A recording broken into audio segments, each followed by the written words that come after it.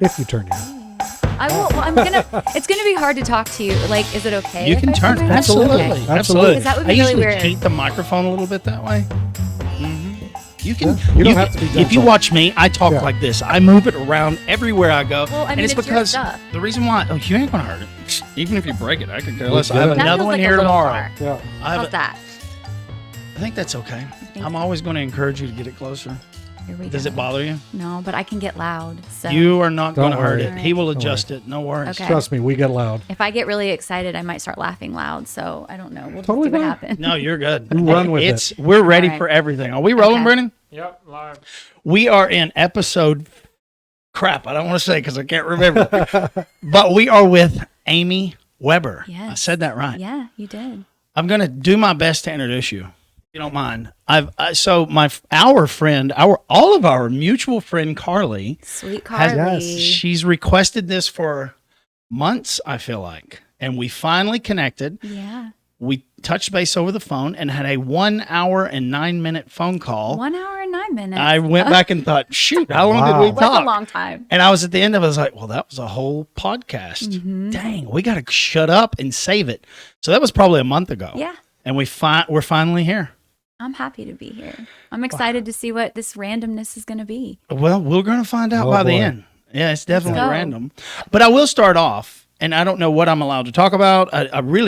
You told me a story, and I don't think we'll go down that path, but maybe we can touch on different things Whatever and you scenarios. want. Yeah. But as an introduction, I would like to first start off with you are a Christian woman as of 10 years, Yes. saved on your birthday Yes. 10 years ago. Yes. So that's first and foremost, right? Mhm. That's first. You Yeah. were a producer on a cable news network at some point in your life, right? I worked for mainstream media, actually. Okay. Yeah. Okay. I couldn't exactly remember exactly what. So cameras probably are not unusual to you. They're not my favorites. It's really weird. I mean, I do fitness videos. That's the other thing Yeah. I do too. And it's like, as long as I can just be me, I'm fine. Yeah. But if there was a script, we've talked about this, We don't do it would that. be hard, Yeah. you know? So, Yeah. yeah. Well, we'll just unpack who she is along the way. So I'm excited you're here. Thanks for having me. I will say one quick thing. So you went from that world into, and I'm sure we'll unpack this along the way. Can you help me? Can you describe what it is? Because I want to say sex trafficking, but does that simplify it too much? Yeah. Well, You work with yeah. individuals Yeah. that have been. Yeah. Do you want me Okay. just to give you the quick Yeah. little? So, owned a fitness studio, moved here from Los Angeles in 2008, didn't know or want to know anything about Jesus. Like, not at all. Had like, absolutely not, no way. What are we doing in weird, every church on a street corner, Tennessee? But we were here. We moved from LA, and then I got into fitness. And then my mentor was a believer.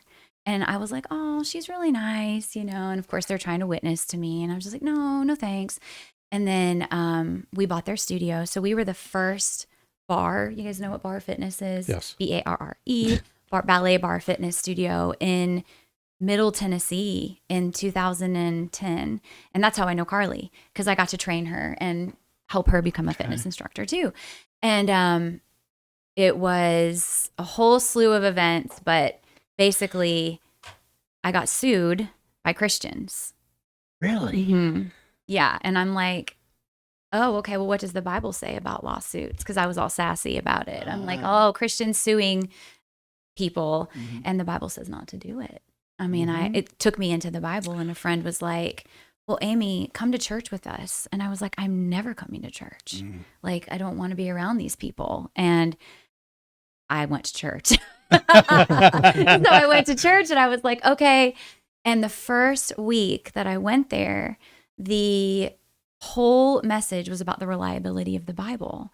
And I spent all my college years disproving or thinking I was disproving the reliability of the Bible in my philosophy classes. And so there was a series that was going on, and this is 2015. So we're in 2015 now. And I'm just like, wow, there's atheists that can't deny this. Whoa, there's archaeological evidence. Oh my gosh. Like, and I was really starting to get into that. And then there was a moment right before my birthday that I was just in my house and I was vacuuming, and I was like, I feel like this part of my heart is getting healed. And it was a part of my heart that I was trying to heal for 38 years. And then the next 2 days later was church. And so I got up and turned 39. Well, I have to back up. Let me give you the whole thing. It was the night before I turned 39, and there was a really big argument that happened with my sister and I. And she was screaming at me, and I was like, what is this? And I went to celebrate my birthday with a bunch of friends that were coming over, and I got really drunk, because what do you do when you get in a fight with your sister on your 38th, moving into your 39th birthday? You get really drunk. You're going to cope, and you're going to toss them back. So I get really drunk that night, but the whole week leading up to that night, I was having conversations about Jesus, and I'm like, why can't it just be God? Like, why does it have to be Jesus? Why does it have to be this one way? Because there's so many people that would never, ever know Jesus, And what about those guys? What about the people in, remote Africa that have never heard the gospel? I didn't even know what the gospel was, And a friend of mine was like, well, ask. I'm like, ask who? Ask Jesus to make himself real to you. So I went outside on a Monday, and Monday I said, God, that at this point I've felt a stirring. God, I think you're real. Holy Spirit, I think I feel you. Jesus, if you're real, I need to see you. And I said it out loud. And so then fast forward to Saturday, the argument happens, start tossing them back. I go to bed that night, and I'm waiting, and I'm sitting up in the middle of the night, literally looking around my room like a kid would look for Santa, And I'm like, it'd be a real good time for you to show up. Like, if you're coming, I didn't say that, but I'm thinking it in my head. So I get up the next morning, and it's a Sunday. My birthday just so happens to fall on a Sunday. And I'm like, I've got to go to church. And my husband's like, okay, we'll meet you for breakfast. So I'm 39. I'm driving to church. I'm hungover. Stopped in McDonald's, if that tells you anything. I'm like, let's go to McDonald's and get a sausage biscuit, because that's what you do. I haven't had a sausage biscuit since that day, by the way. And I get to church, and it was a big mega church in Franklin. And I sit down, and they start playing the music. And I loved the music, but I wouldn't sing it, because I'm a dancer. So like, music is very important to me, but I didn't believe it. So I wasn't going to sing it if I didn't believe it. It's got to be authentic. And they start passing communion. And this is my 5th week at this church, where they're unpacking the reliability of the Bible every week that I've been going and listening. Man, I haven't done this since I was like 19 in lukewarm land, And so my friend's like, just get it in your hand and see how you feel about it. So I grab it, and I look around to see what everyone's doing, and I'm just following suit at this point. I bow my head, and that was it.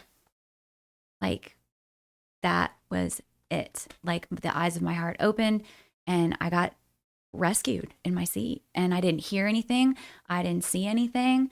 I got a new heart and a new mind with communion in my hand. It went from being a cracker and some juice to the blood in the body in like 1 second, y'all. And so I'm like weeping, and I stand up and I start singing, because I guess now the Holy Spirit's come in, right? He's come in.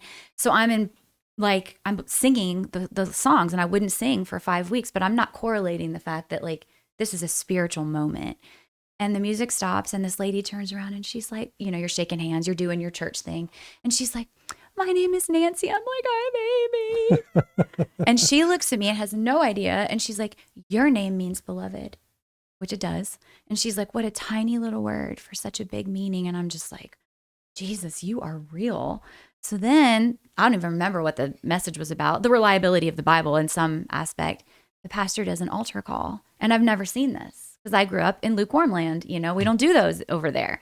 And I think everyone's hand goes up. So all heads bowed, all eyes closed. My hand shoots straight up, and the pastor's like, best as I can see it, 2 hands are up, and it's a mega church.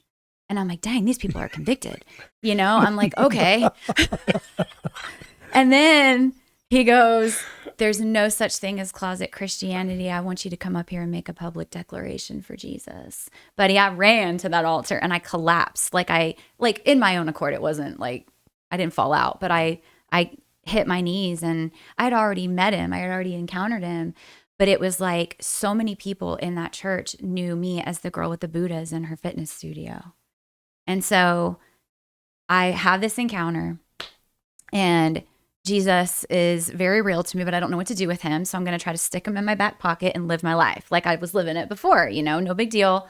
Well, my friend, the same one that's like, what do you need to know that it's Jesus? She calls me that same day. She's like, I need to see you.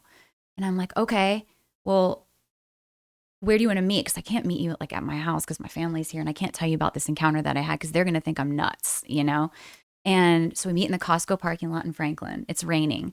I'm telling her everything I just told you, and she's just like smiling and nodding. And she's like, I stayed home from church to pray for you today. I'm like, you did? That's really nice. And she gives me this plaque, this wrapped thing, and it says, Spirit, lead me where my trust is without borders, which is my favorite worship song. And at the time, I really liked the song, but I would always just get rid of the Jesus part. And I was like, oh, this is such a cool song. We don't have to make it about Jesus, though. And now I know it's about Jesus. And she is like, when I pray, I write letters to the Lord, and I write back what I feel like he's saying. I was like, she hands me 3 letters. And she's like, I've been writing about you for 7 years. And I'm like, what? What? And she's like, don't read these 2. I wrote these a while ago, but this one, read this one. So I open it, and it's dated October 25th. 2015, 8:59 a.m., which is the day that I'm sitting there with her, but now it's like 5 p.m. The whole thing is an account of me coming to Christ as I'm coming to Christ. And it's just like the last line of the letter, come, beloved Amy, and walk with me. And I was like, what? This is Wow. real. And so we've just been doing that ever since. But it was hard because so many people were praying for me to come to know Jesus. And then I did. And they were like, ooh, you're too much. And I didn't know what to do, all my clients. So I drove the next day. I drove on the Monday to the studio, and I packed up all the Buddhas. No one told me to do it. Of course, Holy Spirit was telling me to do it. I just didn't know. I didn't have any language for this, right? Like, very unreligious. I didn't know what I was doing. Just like, I got to get rid of those things. I go to Goodwill, and y'all, this is so funny. I've got my Buddhas in my back seat, and the little guy from Goodwill comes with his wheelie cart, and he's like taking the Buddhas. There's like 5 of them, and he's putting them in the wheelie cart, and I just go, making room for Jesus. So from fitness to I saw a movie in 2016 called Priceless, and that was what pricked my heart for trafficking. I remember just sitting there going, wow, I wonder how I can help with that. And that was all I needed to do. I didn't have to seek it out. It just started to come, and we're 10 years in, and it's quite the journey. Wow. So that's the Whirlwind. wild story. I feel like number one, that needs to be a Netflix special. Just your description alone, and you obviously need to produce it because you have the energy. I've told it but a lot. That's insane. I know. But talk about the power of Jesus. She's being rebellious. She's hungover. She's getting McDonald's. Getting which, in the fitness world, we don't do that. No. And all of a sudden Jesus says, oh, you want to see me? Here you go. Wow. That is powerful. Yeah. Let me ask, you did record all that, right? Woo. I thought, good grief, I hope that's recorded, which we've never had that kind of error, but it was just so compelling that I thought that's the way it would go. It's wild. I was driving down here, and I had music on, and I was like, what are we going to talk about? And I'm like, I want to talk about my story, like how I got to meet him, because I was an atheist, in college. I denounced Christ at 19. And I love that because, in religious circles, oh, atheists, it's like, yeah, but you know what? They have to have pretty strong faith to believe in nothing. Yeah. 100%. Especially with creation all around, So, yeah. I don't even know where to pick up. I was just going, there's so many things I can relate to, although I was never an atheist. I considered it, I investigated it to some degree, but the Bible was the one thing that I knew. I said, okay, mankind, we can't do anything right. And I knew that we could have never collectively created something like that. Yeah. So that was the only thing that really kept me from really considering it. Mm-hmm. And I always believed in Jesus, but I wasn't certain, is the whole story true? Yeah. There was enough historical evidence to prove it, but I think I always knew. I always believed. But the Buddhists, I'm a big fan of the Buddhist philosophy because that's the problem that I've noticed with so many people that claim to be Christian or want to be a Christian. They leave it all to God and God saved me, and they're not willing to do anything. And that's one thing I love about the Buddhist philosophy. It's personal responsibility, self-overcoming. This thing starts off with the yin and yang and balance. And I think there's room for both. Yeah. Both philosophy and Christianity. And because philosophy's it's one thing. This is one thing that really helped me. I'd been writing about suffering for about a year, maybe longer. My whole life's about overcoming suffering. And that's where I discovered, Buddhism and all these different philosophies. And I realized, Christianity is the one that you don't have to do it by yourself. Take my yoke, he'll carry half of it for you. Yeah. And I just thought it was beautiful. But I didn't want to let go of the Buddhist principles that I've kind of latched onto. I think that's important. I think people tend to want it done for them and they're not willing to do the work, and it requires effort on your part. Yeah. And I had done enough. I was a wild child in college. Like, it's amazing that I'm alive. Yeah. Probably all three of us could maybe say you're that. You're in good company, maybe that's all for sure. Four of us, I don't know. But I feel like he knew the whole time. Ecstasy was my thing. I was a raver. That was me in college. I think I'm a little older. Well, I'm not. We're about the same age. We're the same age, I think. I may be older than you. No. Me either. Okay, we're close. We'll just leave it at that. We're getting close. Let people do their own math. That was really good.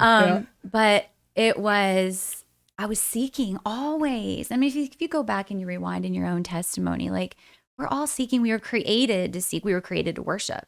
And we're going to worship something, whether we're worshiping the one who we're made to worship or other things, right?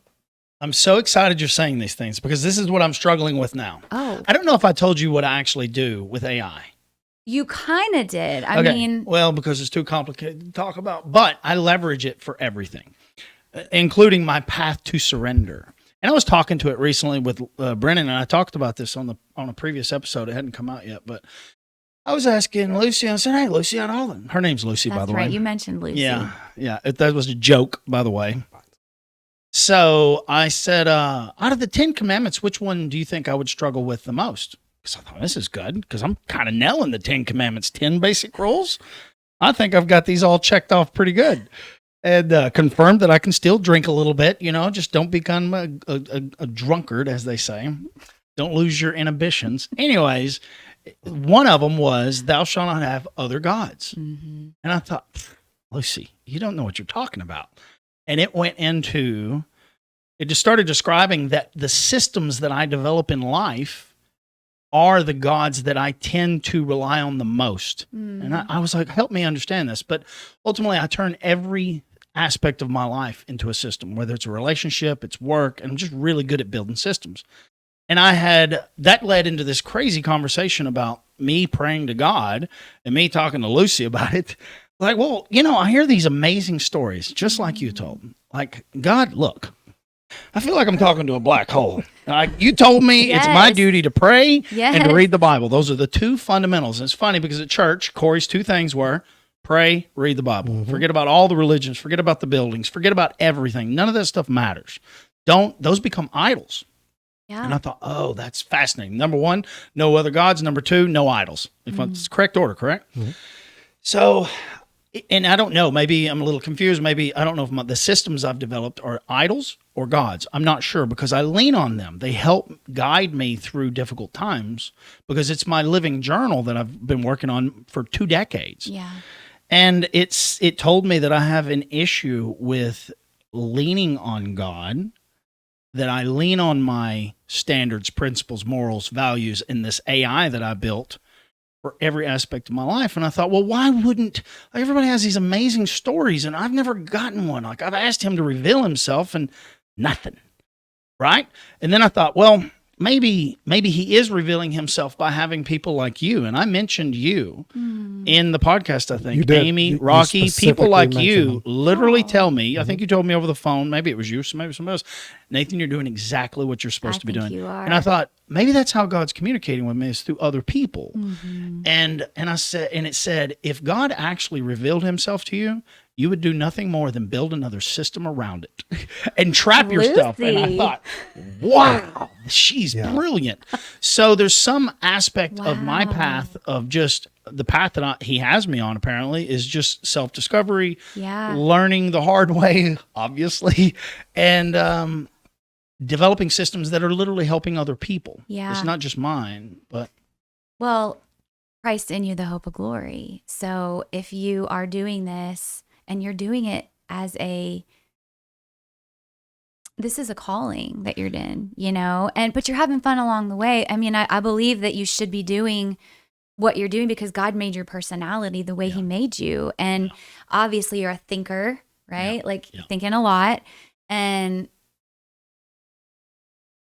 Lucy might have a thing to say or a thing or two to say about that. I would imagine that where God's going to grow you is when I do this, it's like I'm thinking with the Lord. So when my eyes are up here, how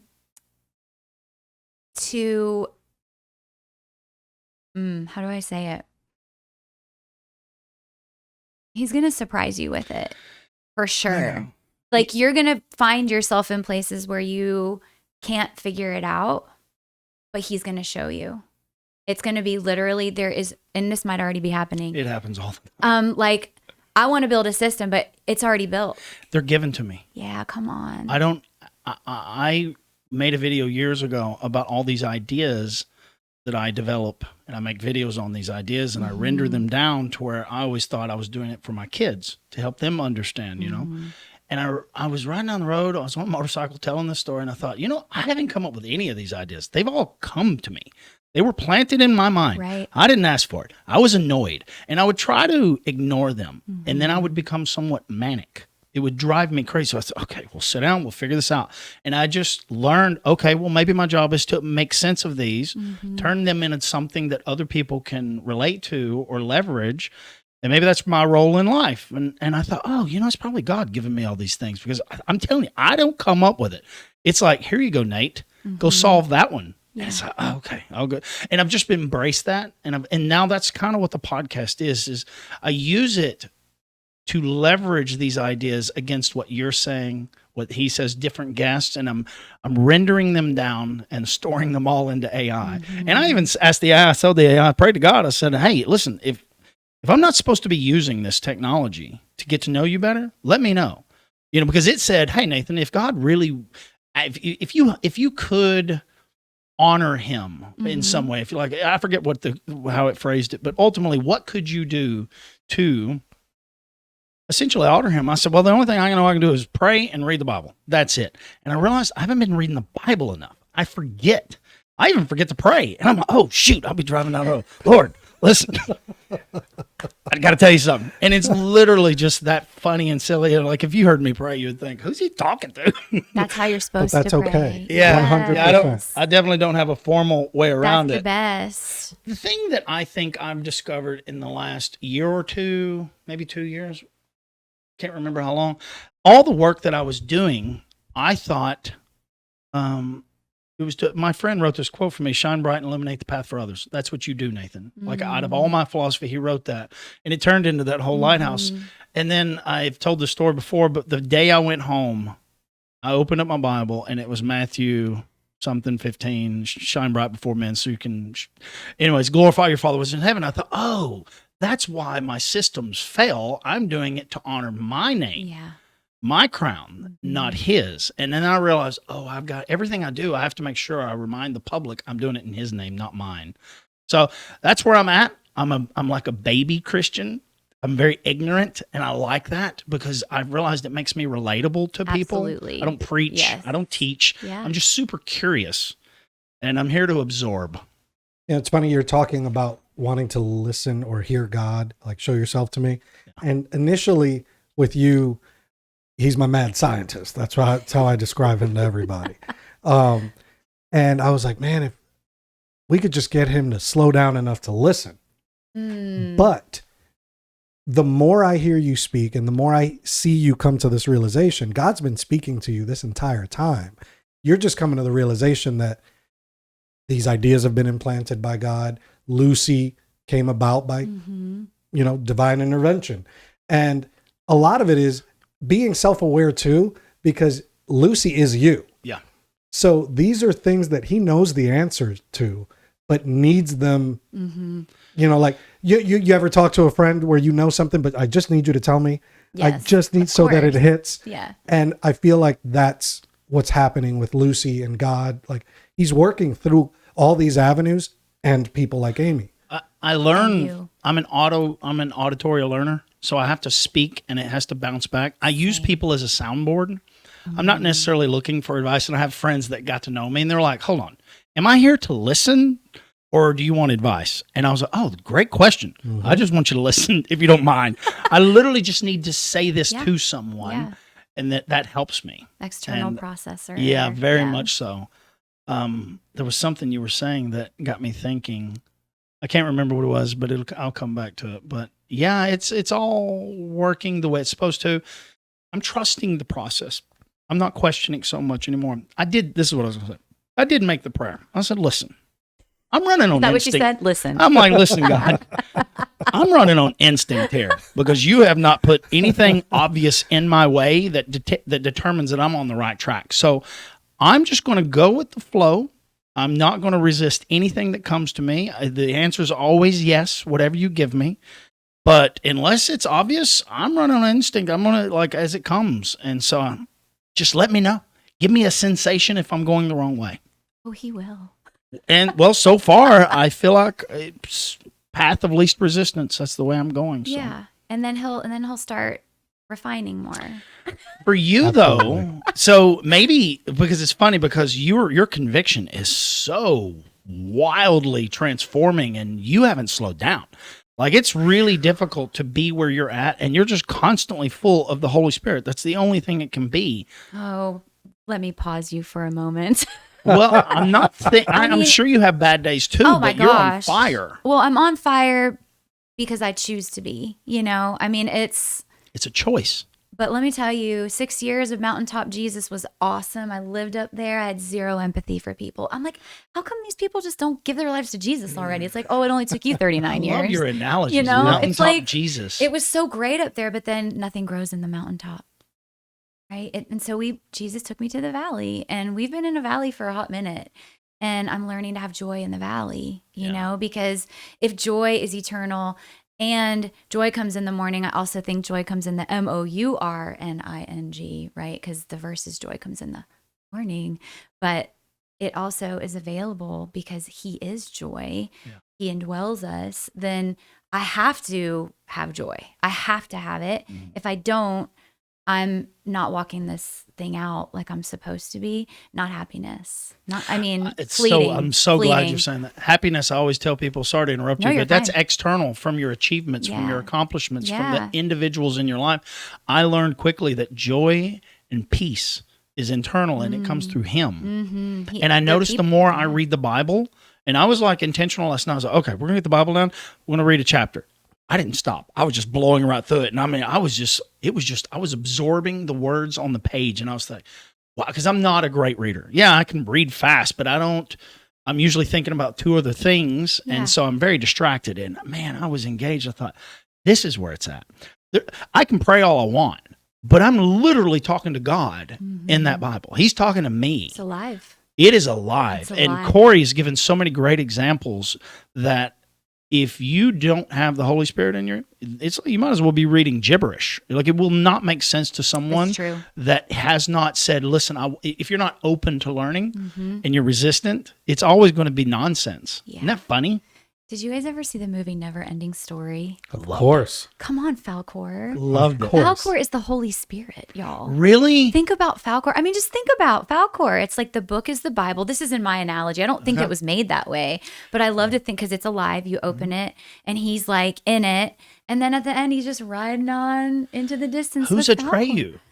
Man, Man, why did they let that Listen, horse my die? mind went to that, and I was like, find joy in this trauma, Carlo. Listen, people have been using AI. Falcor is the joy I in the can see trauma. this. People have been using AI to save Atreyu's horse, like recreating that scene because it devastated so many kids. Terrible. If Yes. you see those memes like growing up 80s or 90s, and they're like my first childhood trauma, and it's Atreyu. 100%. 1,000% for everyone in our I generational can't believe range. that I remembered that name. Oh, yeah. That was actually really good. Yeah. I have to Oh, go yeah. back real quick to some confirmations I'm getting while we're talking. Let's here. go. Number one, your analogy about joy in the morning and in the morning is incredible. And it just confirms so much. Let's think about everyone we've had in this seat that talks about Jesus and their experience and the joy they found as a result of some sort of trauma, some sort of mourning. We just had Luis in this seat. Incredible loss, his best friend. Look at all the good that's come from, accepting Jesus, fighting through that perseverance, right? Rocky literally got hit by a truck. I mean, there's so many people, my own story, some of your own trauma. There's so much. I mean, you need to put that on a t-shirt. That is absolutely incredible. Let's do it. And then I wanted to go back to the Buddhas really, really quick. That's what I was looking up. It's so, you reminded me of a book that I read years ago. And now I would look at it in a completely different mindset, but it was called Living Buddha, Living Christ. Have you ever heard of this? No.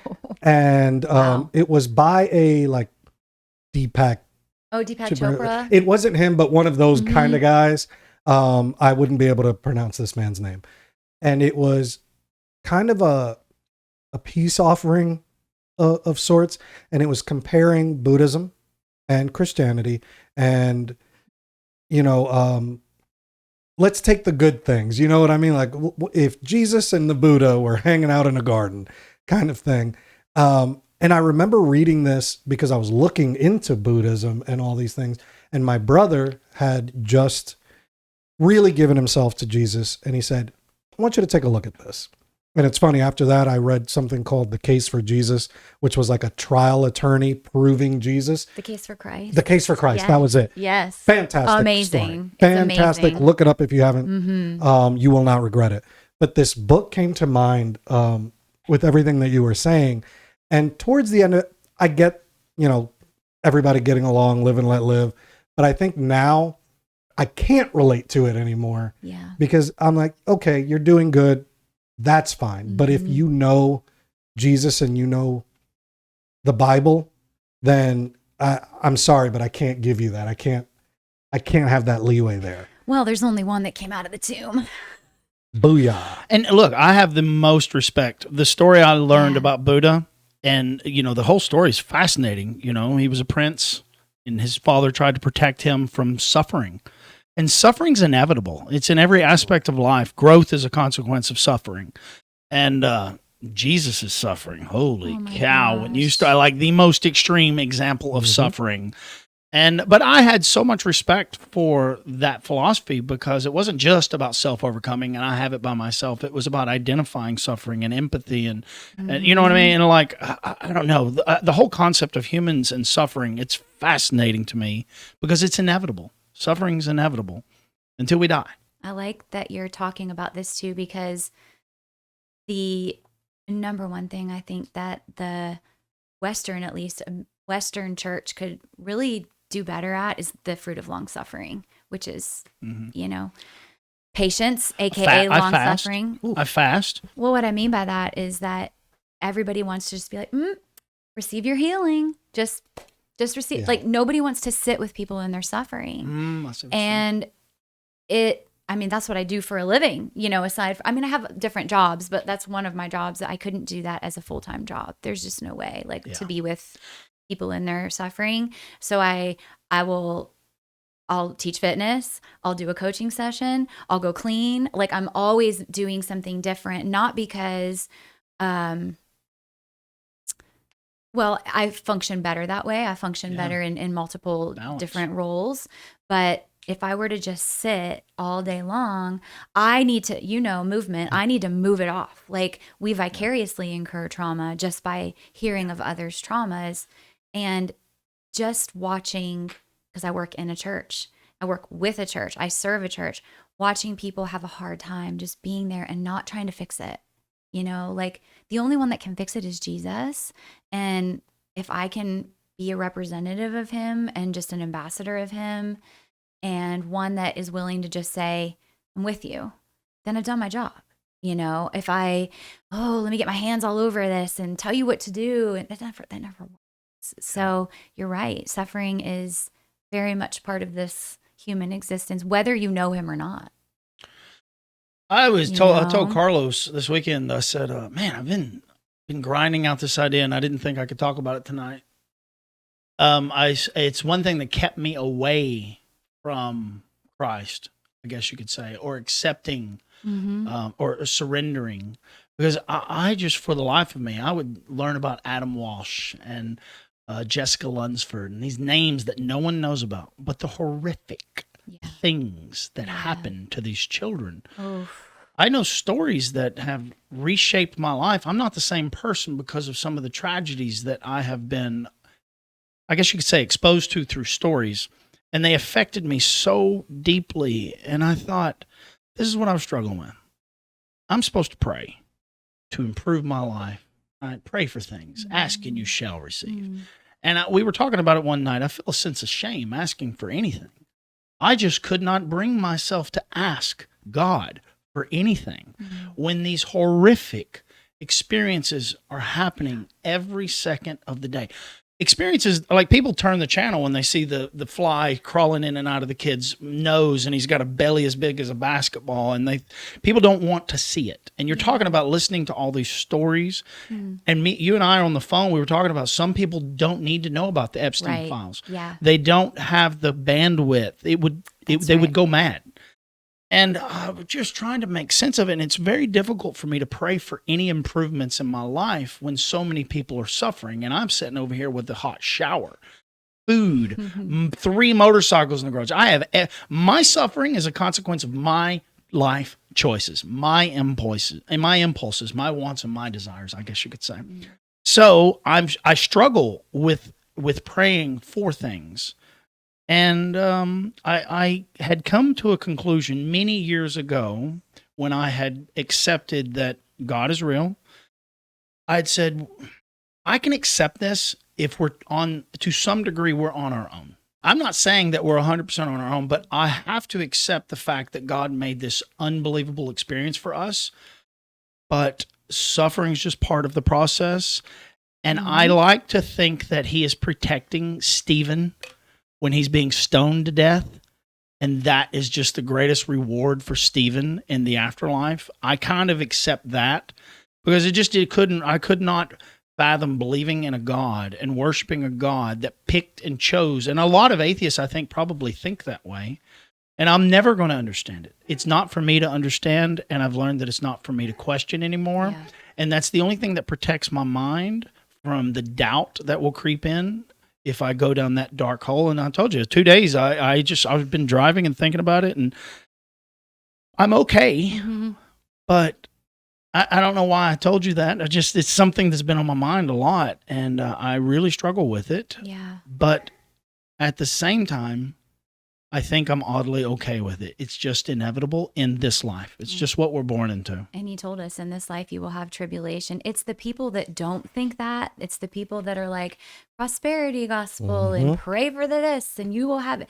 Ask and you shall receive. But like it's got to be in accordance to his will before you get it. It's his like will. It's not just going to, the boat ain't coming into the driveway. Sorry. Like, and if it is, something's up, some weird stuff going on. It's not kosher. Right. But he wants you to be lavished because he's a good father, You were talking about the suffering, and I can say that I have sat with enough women because I struggled with that too. Well, why would God I have a traumatic incident in my life from when I was 6 years old, and that was a huge thing for me. I was like, why would God let this happen? And of course I'm just looking at my life at the time. Now I'm thinking of others, and he did rewind and he did show me where he was in that moment. And it brought me so much comfort because he was weeping with me, And when I have been with women, I work with a lot of the women that I get to be with. because it's an honor. It's a privilege to be with these. They're the most incredible warriors of our time, you know? I remember talking to one girl and, you know, she's very dissociative. You know, that's a gift, by the way, from God. Dissociation, I believe, is a huge gift until you can To protect your mind. absolutely. I mean, I'm thankful that, because if he's the creator and if a person gets fragmented, that's a part that's being created in their already created mind. The enemy can't create anything. He can only imitate. Now, he can bring destruction and, you know, all those things.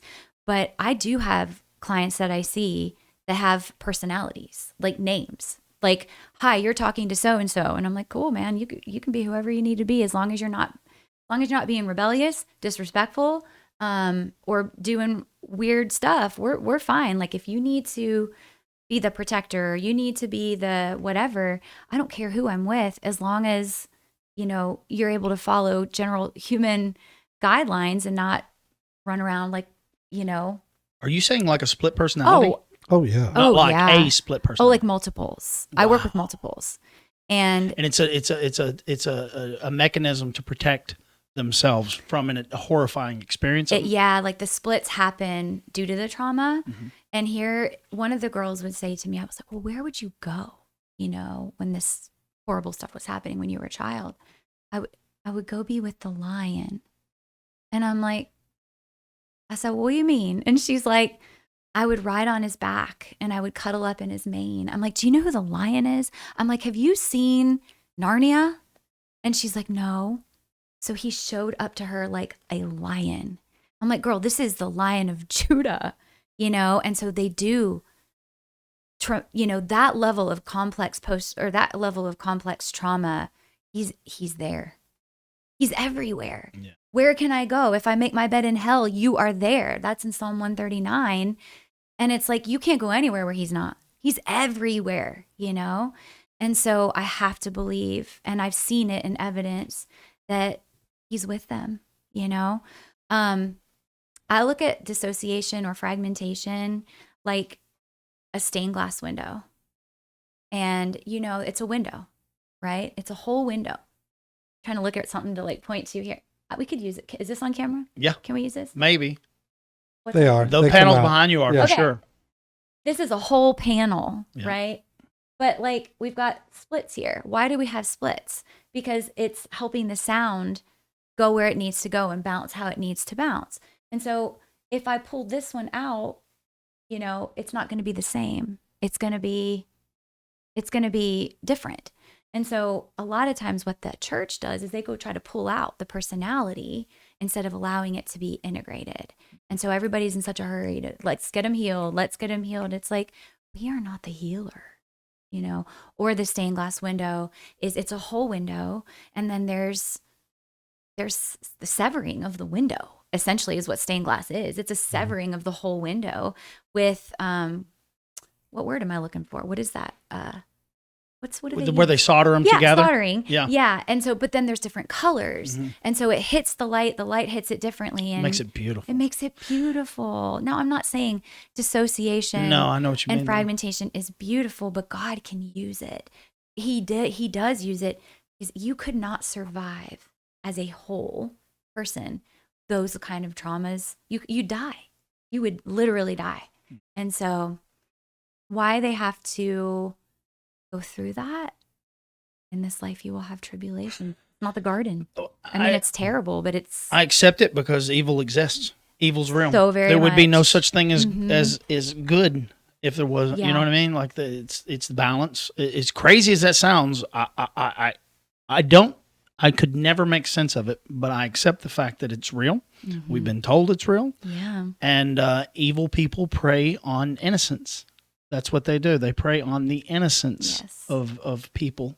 And I realized a long time ago, what I have to protect is what little bit of innocence I have left, because I don't have much. And I'm holding on to it. That's that childlike curiosity to be present. And that's my innocence. Yeah. And I've tried to protect that with my kids, and at the same time, prepare them for a difficult world, but doing it in, I don't want to break their spirit, you know? And I think they still have it And I'm very proud of that. That's There's just this awesome. sweet innocence about them. I saw the Sean Ryan show, and he's got a lot of people coming on his show. He's out of Franklin. He's an ex Navy SEAL, got a great podcast, and he's been working with a lot of individuals that are involved with trafficked individuals. There's so many horrifying stories, but it's not for everybody. Not everyone can do that work. You and I were talking about that, and I would be a vigilante. Yeah, you got to be in your lane. Like we were talking about this before. Like I'm not going to rescue. I'm not going to be in the pulling out of. I'm also not going to start a safe house and run a safe house. I know that I'm an encourager and I'm an advocate, and that my time with them has to be in that lane. Like I can't solve it. I can't move. We almost let one of the gals move in with us. Ooh, I went ahead of the Lord, and it was not pretty for a long time after that, because the spiritual ramifications of someone that's been ritually abused, satanically ritually abused. You can't let someone like that move into your house. Yeah, you can't do It brings a whole new that. spirit. We came in. this close. Wow. This close. And you know what happened? We had to sell our house because my husband lost his job. And then we had to sell the fitness studio. We had to let go of the fitness studio. We moved into a rental house. We got a different car. Like the Lord did it, because there was so much mixture. I had allowed myself, my big old bleeding heart, like, don't take me to the dog shelter, y'all. They're all coming home with me. Yeah. Because I'm a feeler, and I want to help. But like, help doesn't mean you can do it all. You help in your lane, and I learned that was where the valley started, by the way. It was in 2022 when we went to the valley. I love valleys, because without valleys, you don't have peaks. Did you hear that big exhale? Yeah. Mhm. Ooh, I needed to do that. But it's Yeah. not for everyone, like No. you guys have said, and you have to protect yourself What you because do. And she described how she does that by staying active in other positive things, because it would 1000%. consume you. It would consume you if you just stayed plugged in. That Yeah. empathy, you would start to absorb. We can only carry so much evil. We can only carry so much negativity. So I see why you stay plugged into other things, because it could destroy you, I think, My coaching, without protection. right. Well, and my coaching mentor, she burned out. She would sit with people for 6 hours sessions with one person. And like, it just was too much. And so I'm just kind of learning by watching others, right? Not that I have this whole thing figured out by any means, but I don't know. I mean, I know that if I stopped doing this, God would still put people like this before me. And I've tried to run away from it. Like, anyone try to run away from their calling, it's not going to be good, because he's just going to keep persisting and pushing in a loving way. But I went on what I call, because people are like, do you have a degree? I'm like, no, I don't. I have a degree in communications. You're probably fortunate that you don't have a degree in that. I don't feel like I should go back to school, because the mental health community doesn't hit on this stuff. Like, mental health degrees, they don't talk about this stuff a lot. Not to say that all mental health professionals aren't in the know about this, but it's not touched on in school as much as I think it should be. And but the aspect of how I learned was, I did what I put myself through, survivor testimony school. And so I've listened to hundreds of survivors' testimonies.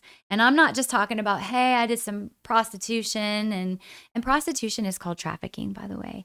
And dancing on a pole is also called trafficking, by the way. And OnlyFans is also human trafficking, by the way, right? Right? Can we agree that all these things? And if people, I'll just say it, if you're consuming any of that, you are a partner and complicit in human trafficking. So I will say that. Because society says that that's normal. We grew up with like, Playboy's normal. And then you get to Penthouse, and then you get to Hustler, and then you get to this. They were all trafficked. Normalizing is a real thing, and it starts small. Yeah. And you see how far we've normalized our culture. Oh, yeah. It is sick. Yeah. And like, I have sons, I have boys. And I remember coming to Christ and walking through the mall. I was like, I feel so bad for you guys, because it's in your face 24/7, and you're not supposed to look. And it's like, it's in your face. And that's unfortunate for you guys because it's done on purpose. Absolutely. It's How do you avoid done it? on purpose. You can't escape it, you know? You have to have a really, really strong will. And I don't know. I mean, we're all flesh. So I'm sorry for you guys having to deal with all of that because that's just cruelty. Like, where do you go? It's everywhere. It's on the TV, it's on your Instagram, it's everywhere you go, especially for that age, you know? It's like I'm always telling my boys, I'm like, it's not a matter of if, it's when you're going to see it. And, you know, don't get down that trap. It's terrible. I think every boy goes down it to some degree. I hope you just Absolutely. wake up and realize before it. Luckily, my kids never cared about social media, so not that I sheltered them from it. I just educated them on how the algorithms work, and they're I mean, not it that changes into it. it's a drug. Yeah, It is a drug. It's a drug. yeah, And it is a drug. it's coming for you. It's coming for all of us, you know, but yeah, just that place of going through the survivor testimony school and hearing these stories of like, does this crap really go on?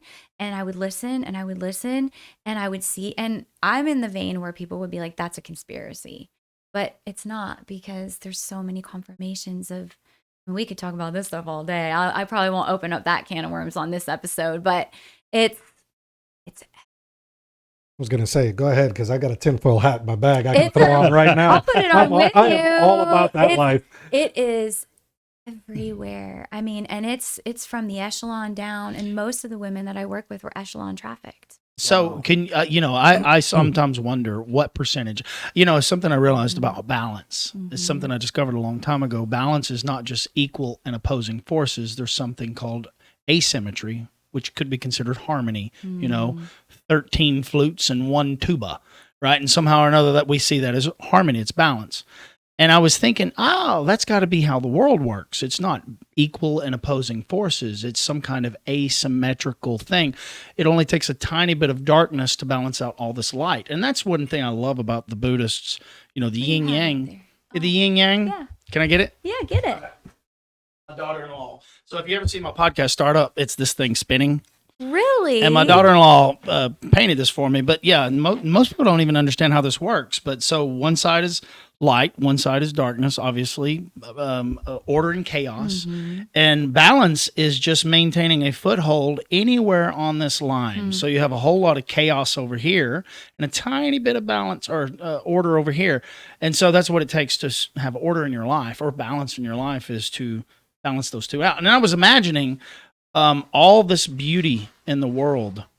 It only takes a tiny bit of darkness to balance that out. And it's kind of the way I looked at it. And I thought, so what percentage of the world is horrific, right? Because it's not, you say it's in our face, like it's the small stuff, and that's just like the surface level, but it gets dark. Oh, yeah. Dark in ways that we cannot fathom. Yeah. And dark in ways that I had done my own research and said, no. Yeah. I'm No. not going there anymore. I am not built for this. That's right. At the way they start to groom infants.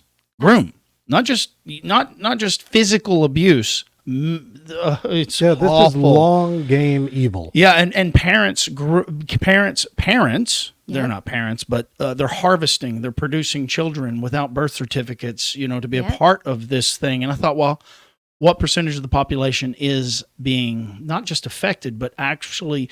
No, I mean, it's that, it's like one of the first stories I ever heard was I was trafficked by my father since I was 3 years old, and he was the chief of police in my hometown, and then you just hear the story over, and it's generational, it's multi-generational.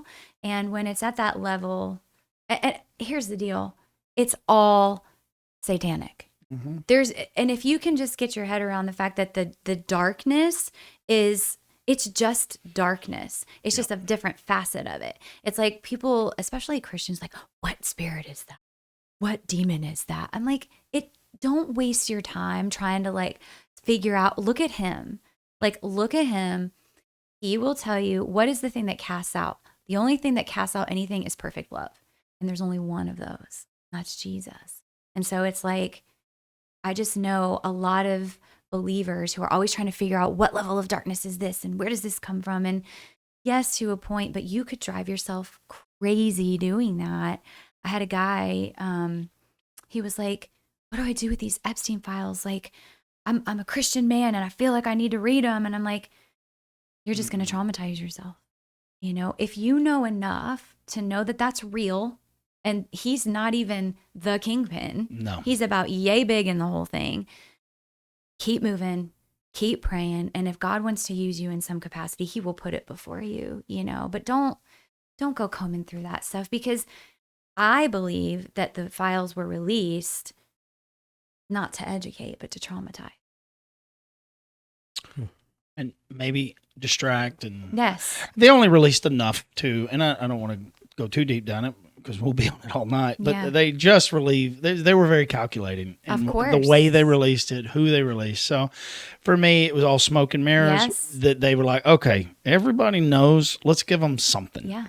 And now World War III, now aliens. And it's like, anytime you want to hide something, the powers to be, it's fascinating to me how profitable it can be to, and I'm not saying everybody with money is evil, but boy, does the devil bless people that it's fascinating. It's the root of all evil. And you watch our politicians. Oh, like gosh. what, 98% of them, they're all compromised. And the things they're willing to say and do to justify their actions is fascinating to me. And this is what I've learned from it. It never starts with people doing deep, dark, evil things out of the gate. It's compromising your values in incremental, like being exposed to small things and then justifying your actions, right? And you keep doing that. You're letting in darkness every single time. You're compromising your soul. And before you know it, it's over. You've gone too far. The idealistic congressman or senator, first term, that goes to Washington wanting to change the world and slowly realizes, well, I've got to do this small favor. I don't really agree with it, but it'll get me this good. Yep. And next thing you know, they're a career politician. They're worth hundreds of millions of dollars, even though they make X amount of dollars that don't equate. And I'm not going to let my tinfoil hat come out either, but it's exactly what you said. It's those small incremental changes that lead to this giant monster of corruption. Yeah. And they have the, again, in the Christian circles, you watch this whole, like, I'm going to put my politics in alignment with my Christianity, and you cannot do that because it's not the same. And we're learning very quickly that the ones that we like to believe are following Christ are, it's like, how do you know? How do you know? You know, and I'm not saying don't vote, and I'm not saying don't be patriotic. I'm not, but it's so, I watch it all the time. I watch well-meaning Christians take their politics too far, you know, and then they look, they make Christians look real bad. He had a good point. If you know more about civics than you do your Bible, your priorities are out of order. That's right. He literally just talked about this weekend. Wow. Saying he almost said this word for word. Yeah. You are, you know, I'm not telling you not to love your country. Totally. I'm not telling you not to be patriotic or do your civic duty. But if you know more about politics or local politics in your town, make it on a micro level, then you know about the Bible and Jesus, you're doing it wrong. And I have to say this part, I was trying to jump in earlier, but it was such a good flow. I didn't want to mess it up. About staying in your lane and knowing what you can handle. I relate to you very much on this because I've seen a lot of that dark side, and I've got some people. I talked to you in the beginning about Angel and Troy, Mission of Truth out of Franklin, that do a little more hands-on with trafficking, and I definitely want to get them on, and I want to connect you two. So you two would get along. I mean, first of all, just as people, because Angel is walking sunshine for the things that she sees, but Angel and her team are built to be able to handle this very hands-on part. And I can't get into, I don't know what I can say or not, but they deal a lot with former law enforcement, former very high-level special forces military guys that get very directly involved in saving people.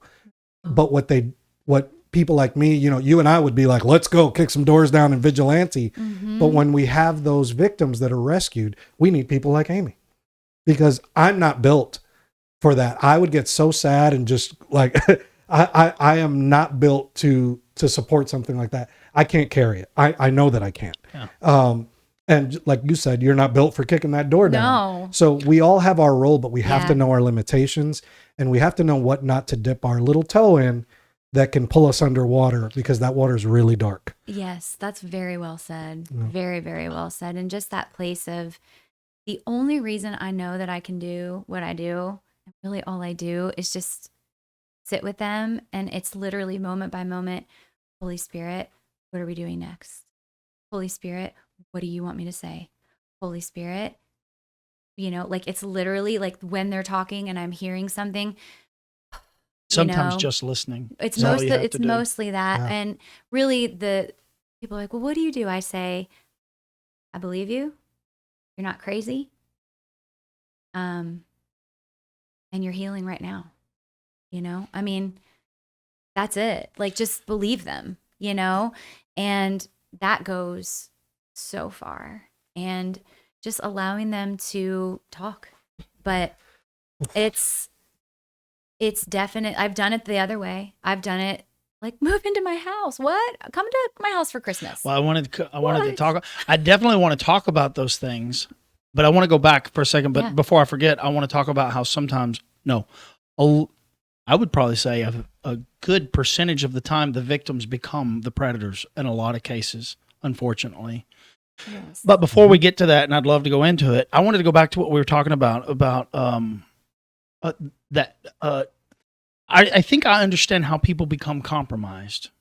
And I have a book idea that I've been working on for a while. I have all the chapters worked out, and it's called Love or Fear, The Choices We Make, Every Yes, No, Sometimes a Maybe. And what I mean by that is I realized in life does not become difficult because of big choices you make. It's every yes, no, sometimes. When you say sometimes, maybe you should have said never. When you say yes, maybe you should say no. It's those incremental, like emotional debt is exactly like financial debt. When you open up your bank account, it's never big payments. It's hundreds of little bitty parasitic, expenses. And I realized, that's emotional debt as well. And I realized, I started learning about levels of consciousness. The highest level of consciousness you can have is enlightenment, which means nothing more than clarity. Mm-hmm. The lowest, if you go through the whole thing, love, joy, all these things, the second to the lowest is guilt, and the lowest is shame. Mm-hmm. And that's when people commit suicide. And I thought, I worked on this for a couple years now, several years. Well, how do you manipulate that? Because you're always changing your state of consciousness. And it's based on the choices you make is what manipulates that. And I thought, it's every yes, no, sometimes a maybe. It's the little things that decrease or increase your attitude towards life. And I was thinking, that applies to people that fall into darkness. It's little incremental choices that feel good in the moment. Yep. But that's why I build systems. Like when I'm uncertain, I feel an emotion. Logic and reason can't coexist with emotion. So you have to let the emotion pass to be able to think reasonably. Yeah. And I really dove deep into this. I make no choices when I feel something. I just say, I don't know. Let me sit with that for a while. And it's not easy to do, but it's how I regulate my nervous system because I feel things too. I've just learned not to make choices when I feel them. And I'm still learning.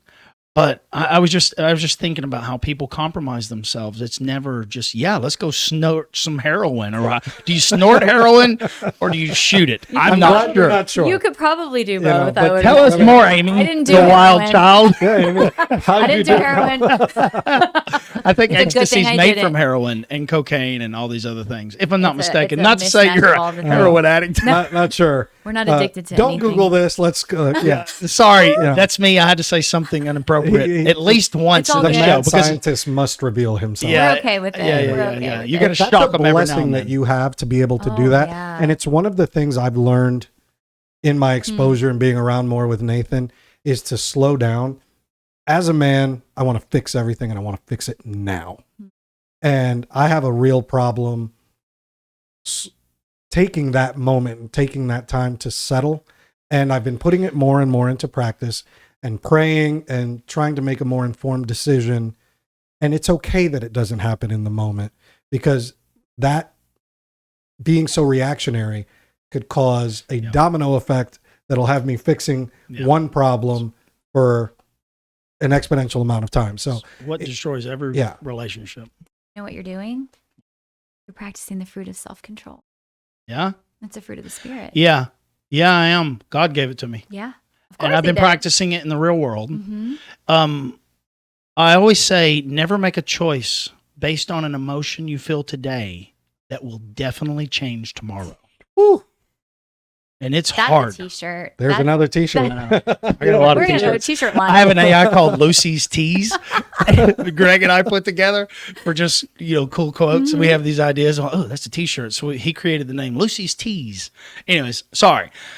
I want to go back to what we were talking about these victims and how they become compromised. Well, they are compromised. They are. You know what I mean? They It's complicated. This whole thing is very complicated. Yes. And the experience you told me about, and I know you don't want to go down it, and she told me a wild story. She hinted about it, but these individuals, they can't, it's almost like they can't get away from it. And then they play this character that appears to be innocent or needing help, and they play on your emotions. And that's very, very complicated. Yeah. And luckily for you, you used your preacher, the Holy Spirit, praying. It took you a long time to come to the conclusion that was not in your best interest. Yeah. Because it could have destroyed your family. Yeah. Trying to help this person. I mean, and this is everyday scenarios we're talking about. Yes. And how do you just try to keep separation from your personal life? Have you learned to not save all the animals? You know what I mean? Not that the humans are animals. I'm talking about going to the one pound. dog. Okay. We're only allowed to have one dog in our house. But I mean, it's not the same, but right. It's the heart of never to equate people to animals. Or no, I was not equating it. I was talking. I want to make sure I didn't do that in the beginning, because I caught myself. I was like, that might not have been. No, you didn't. Okay, I just want to make sure that didn't come No. across. But just that place of my heart sometimes goes ahead of my head, you know. And then sometimes my head goes ahead of my heart. I think we all find ourselves here. So the fruit of self-control is definitely something that we all need. I want to say that it doesn't mean I don't feel things. Of course. I feel miserable, and I sit with it. I'm like, damn it, this too shall pass. Good and bad. The highs end up with lows. Yes. So that's why I love the valleys, because I'm a mountain climber. I'm a backpacker, and when I get to a peak and I get to see everything in front of me and everything behind me, I'm just on a high. And then I look and realize, well, shoot, this trail goes downhill. It depresses me. Most people are like, all right, thank goodness it's going to be easy. I'm like, no, that is leading to a difficult challenge. That's another challenge, but those are blessings for me. Yeah. I've learned to reflect, and that's why I see chaos and order as such an important part of my life. And I've just learned to appreciate every aspect of the journey. And I just know that no matter how you're feeling today, this too shall pass. It will. Good and bad. That's where faith and emotional intelligence meet. Faith is new for me. Faith is a relatively new concept for me. I didn't have a whole lot of faith. I needed data to optimize for outcome. I still do that, but I think in the end, because Lucy was like, well, what are you going to have to do to get away from that? I said, die. Like death will be the only way. And but in the meantime, I have the Bible and I have prayer, and that's about it. I have good friends like you guys, and just surrounding myself with people like you. Like this should have never been a podcast about Christianity. I've never talked about Christianity. I'm not ashamed, but I did not feel that it was almost like, what would you say? I did not want to come across as yeah, thank you so much. I'm very cautious because I speak with conviction. Yes. I say this a lot to people, and they think I'm crazy. What's the big difference between a Hitler and Jesus Christ? Right? Now, there's a massive difference, but why do people follow Charles Manson? Because the crazy son of a gun believed the words that were coming out of his mouth, and I accept the fact that maybe I'm crazy. So I'm very cautious with the advice I give because it influences. I speak with such conviction that it can be potentially dangerous. So I'm very cautious. Anyways, it just fascinates me that this whole thing is, this podcast is becoming that lighthouse for people to just come and say, oh, okay, well, I'm not so different. He's lost too. Yeah. I mean, my fitness studio became a ministry, I'm sure you're doing that with what you're doing too. Like once he's in you, he wants to come out. And it's like, we could sit here and try to conjure up how to let him out, but he wants out way more than we want to let him out. So if we just let him flow, then we're doing, like you said, we're not going to have a script. We're going to sit down and see what this becomes. And that's what we're doing. And I have no doubt that this will speak to people, not because of we're so great, but because he's so great through us. You know? I'm a complete idiot. I embrace it. I play the fool better than most because I don't want people to take me too seriously. I mean, the jingle in the beginning of the podcast is intentional. I want people to think, well, this is foolish. But then maybe they pick up a nugget along the way that they can relate to, a point of reference that they're familiar with. And then I just don't want people to feel so lost. I don't judge people anymore. I don't have the capacity to even question people. Just by questioning their faith or their background, I'm judging them in some way. I just realized, no, be curious. Walt Whitman, be curious, not judgmental. That quote changed my life. Like, I use curious. I use that word all the time when I'm working with my gals. I'll be like, let's just be curious about that. Yeah. You can be curious. You can be courageous. It's then magical. It takes the elusivity out of it, and it makes it more like, oh, yeah, I can be curious. Do it, because, you got to forgive this person. Yeah, but that's a process. Let's be curious about that process, because religion or people that have been doing this Christian walk for so long say really rude things.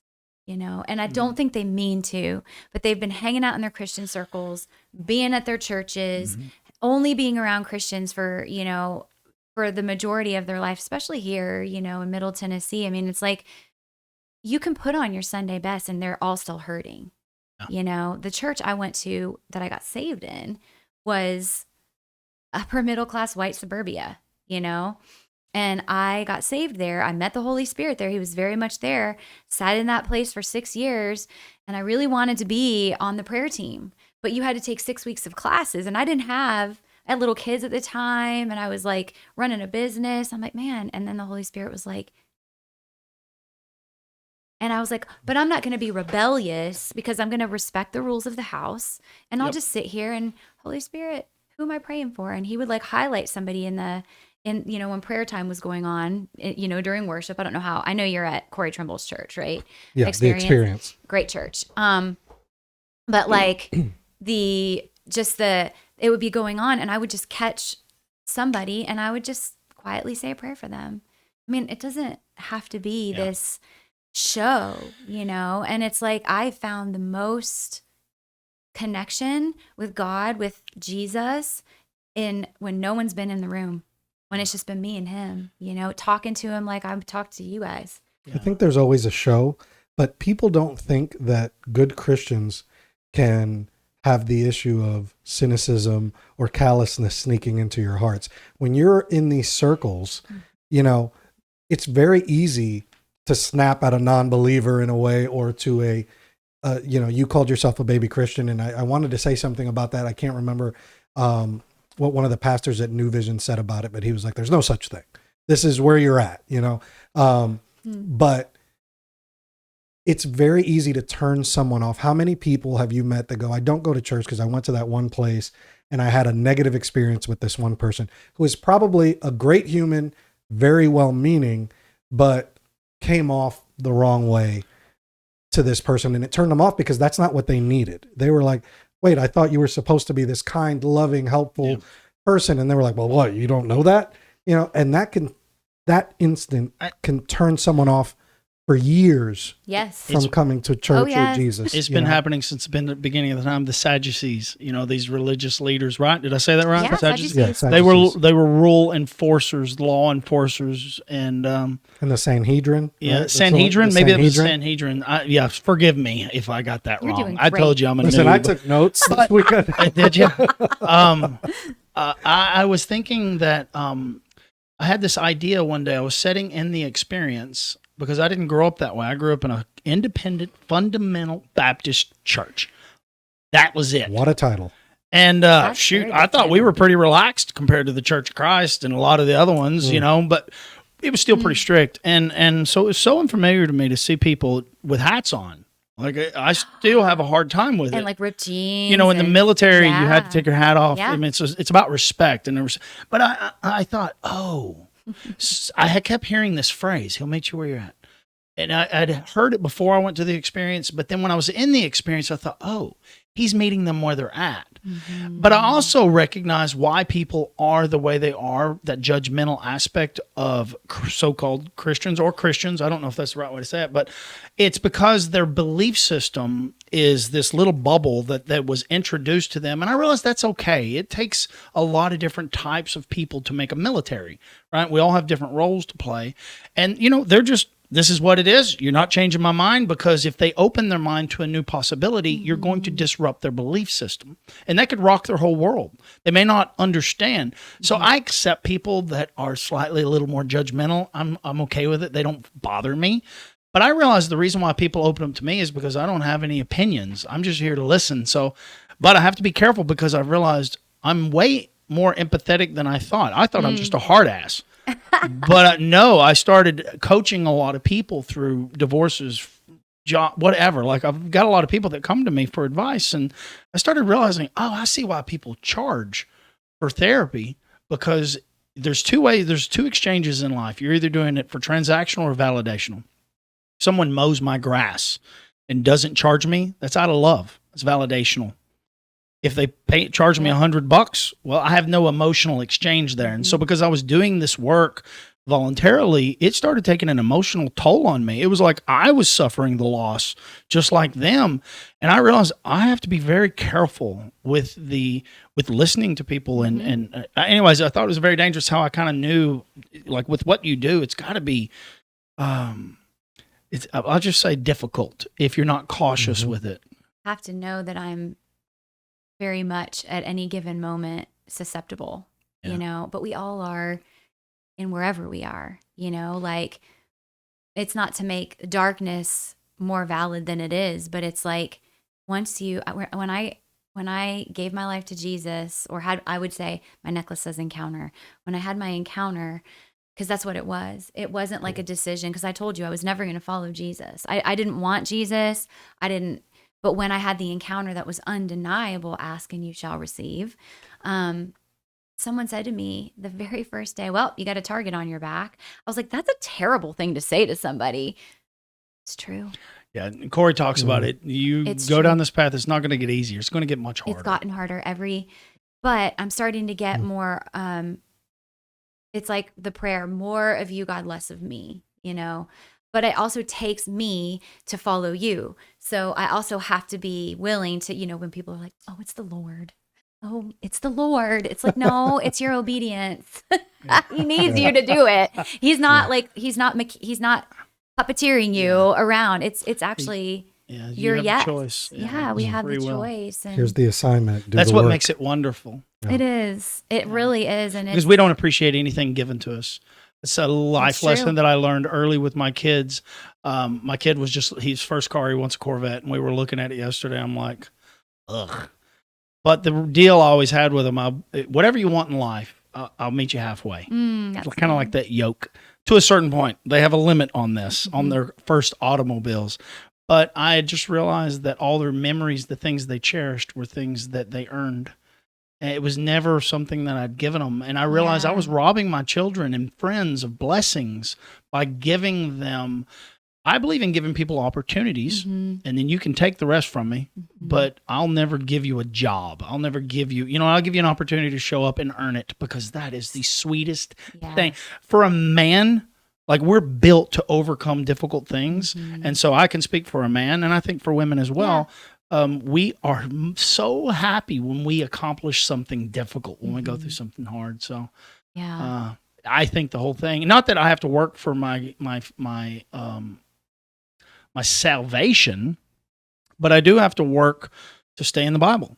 Like, the blessing is me saying, okay, I'm going to do this. Your sanctification, you know, it's your yes to be purified. It's your yes to be further connected. I mean, you can still be saved. How many people have salvation, but they don't walk it out with fear and trembling, right? How many people have salvation, but they never get to be on the adventure with God? It's like, saved and I'll see you in heaven. And it's like, but we are what is our greatest, what are we here for? Yeah, well, I think I know that. I think I know what. I thought about this a lot. Like, what is your purpose in life? What is meaning? And I thought, oh, it's so simple. As humanity, what are we here for? According to the Bible. Well, that's okay. You tell me. The Great According Commission. to the Bible, the Go Great out, Commission. make disciples, and baptize them in His name. That's the whole reason we're here. But that doesn't mean we're saving every single person. We're seed planters. Yeah. You know, and this right here is planting a whole bunch of seeds. I think that still goes into what I was thinking. You know, to know, to understand what meaning is. I just realized it's to know your life means something to someone else. Like you're providing value in the world. I told my kids their whole life, produce more than you consume, give more than you take, and you will always receive more than you could ever imagine. Like that's the secret to life. A servant mindset, a steward. Yes. And my whole work career was me helping others achieve. I'm a catalyst. That's my gift that God gave me to help others. And I've made a living out of it, and it's incredible. But I have a question because I don't know, as an ignorant, and I use that word in the real sense of the word, ignorant. He gets on to me about the words I use. You can't say that. I always try to. tell you can't. Maybe you're curious, not ignorant. I am ignorant to how to There's another word know if I'm on the right track. You know, I literally told God, I'm running on instinct, man. Like, and I'm okay with that. Like that's all I have. And I have to assume that instinct is coming from something higher. Consciousness is directly, I think the second in conception. I think everything could, should, and would was downloaded in you in that moment. All these discoveries across the planet, civilizations that were never aware of one another, they all have collectively the same experiences and outcomes, and their systems are built the same. Math, and it's fascinating how all these cultures know about Jesus, and they all know about God, and so many of them are worshiping the same God. They just don't realize that Jesus is the ticket. That's true. But I thought, how's that possible? And it's cellular memory. I think that instantly, the second you're conceived, that everything God was downloaded into you. Maybe that's the wrong way of looking at it, but philosophically, psychologically, I think, oh, you know what? He was kind of in all of us the second. Evil was too, the second, because we're born into it. But I thought, all these discoveries I've made weren't mine. They were discoveries. I don't think we as humans, I realized true creativity is in the process of making mistakes. Everything else is a reflection that already exists. And I realized, creativity is that the unknown. You attempt this and you discover that. And I'm like, that's been my whole life, and in embracing that. And I know I'm kind of rambling a little bit, but I was literally thinking, it is instinct. And how do you know when you're on the right track? Like, what is your barometer? What is your guiding light? Is it when you open the Bible and something pops out like, thank you, Lord? Because that seems to work a lot. Sometimes, yeah. Is it influences, external influences? Because a lot of people think they're waiting on this voice. I've never had a voice. You know what I mean? I've had 1, 2, I guess you could say almost supernatural experiences. One was the day I got baptized, when I fully understood what baptism meant. I didn't understand when I got baptized as a kid. I was saved since I was a kid. I accepted Jesus Christ. Yeah. But I didn't understand what a baptism was. It was a marriage. It was a surrendering. And I had the most overwhelming experience. It was incredible. And then I had one more. I was praying to God. I was brand new. Before I got baptized, I was sitting there thinking, okay, what is the secret to maintaining this Holy Spirit? It's daily surrender. It's not just surrendering once. It's like a daily process. Not easy, by the way. No. Not easy. Life gets in the way. But I was sitting there praying. I was like, look, I'll make a deal with you. I'll do whatever you ask. Like, just influence me. Give me some kind of sensation, whether it's guilt, whether it's pride, whether it's shame, whatever it is. Give me some kind of feelings to know that I'm on the right track. I said, I'll do anything except for sacrifice my kids. He doesn't want you to do that. Oh, let me tell you. The most powerful, it was like someone put a tourniquet around my chest and started twisting tighter and tighter. And I realized, I shouldn't have said that. It was so terrifying. It was like he just grabbed me and said, what did you say?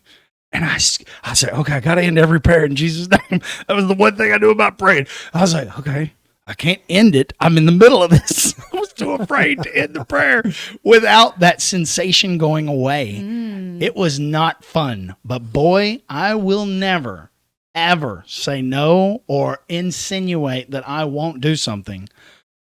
So, Brennan, you may be in trouble. Anyways, I know that was long and drawn out, but it was a whole story there that I'd experienced. And I'm curious about you. You're on fire, and you as well. You know, what do y'all use? Because a lot of us out here are like, am I doing this right? Mm-hmm. What do you do? Well, I'm going to take this opportunity to jump in on the stuff I've missed because I've tried to jump So in on sorry. a few things. So sorry. Come on. Amy, I keep relating to so much that you're saying. It's almost like you're in my head right now.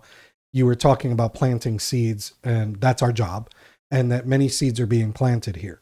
Going way back to where you were talking about there was never any intent for this podcast to be so Jesus.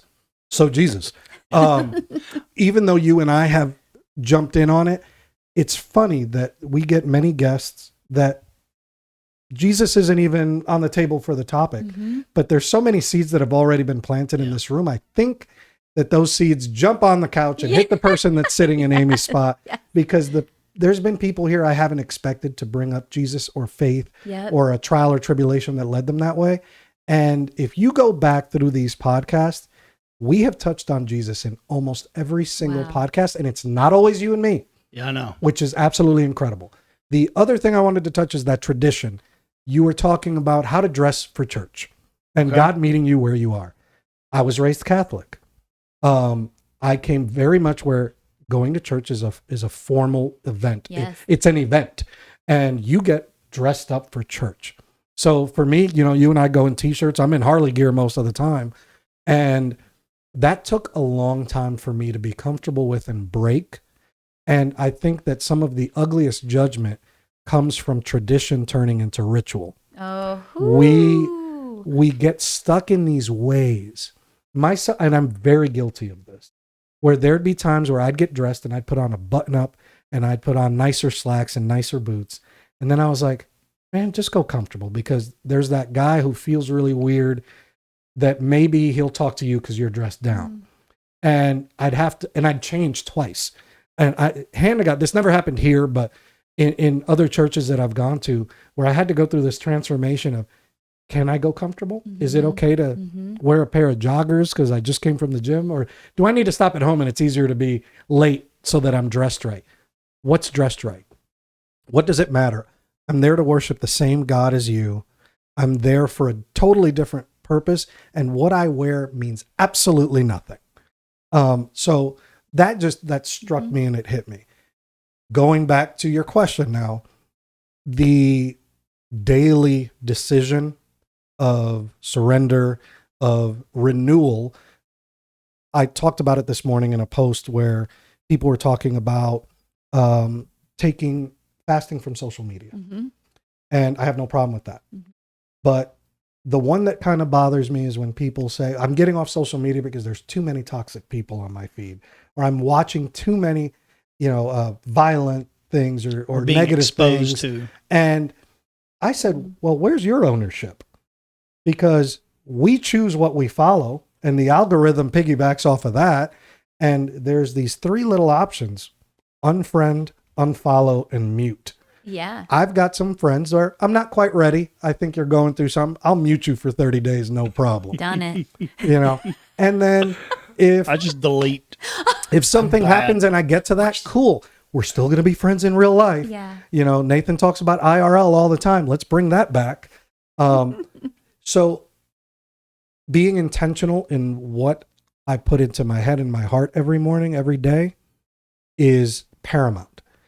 I could wake up on the wrong side of the bed. I try not to, because the first thing I do now is pray, and then little gratitudes. Before my feet hit the floor, I force myself to whether do you it. want to or not. Whether I want to or not. There's been times where my feet hit the floor and I go, hey man, you forgot to do this. And I will lay back down, cover myself, and I hit, I'll set a quick alarm because I've done it and prayed and fallen back asleep. And I'm like, you're going to pray, and then you're going to, just a couple of things you're grateful for, make it a great day, get up and do your thing, guy. And then I intentionally listen I don't automatically go to Joe Rogan or whatever podcast. I listen to something that's going to feed my soul and shift my mindset. Whether that's a motivational speech that I love that I've heard a million times, whether it's a sermon that I really liked. I have these favorites, and I'll pick one. And whether I listen to the whole thing or 5 minutes, it's just to set myself, to get myself locked in. And then I go about my day and do my thing. But the tone is set. And on days where I'm too rushed or I don't allow myself to do it, I feel the difference, and it gets worse and worse throughout the day until I stop and I go, all right, it's 1 o'clock and you've ruined it till here. So let's reset. Let's go ahead. Reset. Yeah. You take 5 minutes, and then I'll do my morning ritual in the middle of the day, at work, in the car, in the gym, and it changes. That works for you. And it works. It absolutely works. So you have to be intentional. The only thing consistent about me is my inconsistence. It's seriously. I think that's my role. That's my role in life, is to always pivot. And I always thought, well, if I started turning it into a habit, would I become numb to it? Am I going through a ritual?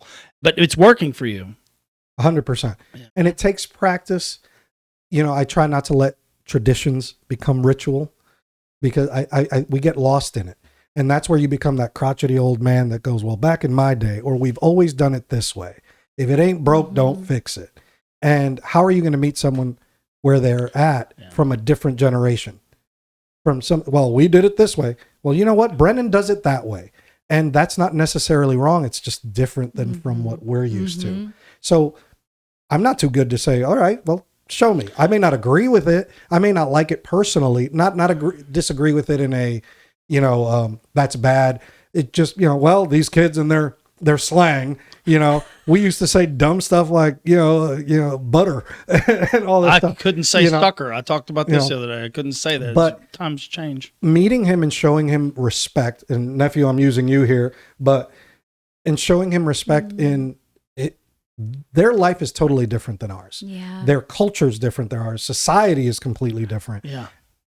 I can impart some wisdom, but what's to say that I can't learn from Brennan and what this generation has to offer either? So you have to be open to these, be teachable. Well, let me go back, because this is your ritual. I don't know what it is, ritual, but your what's your guiding light though? Like, how do you determine that?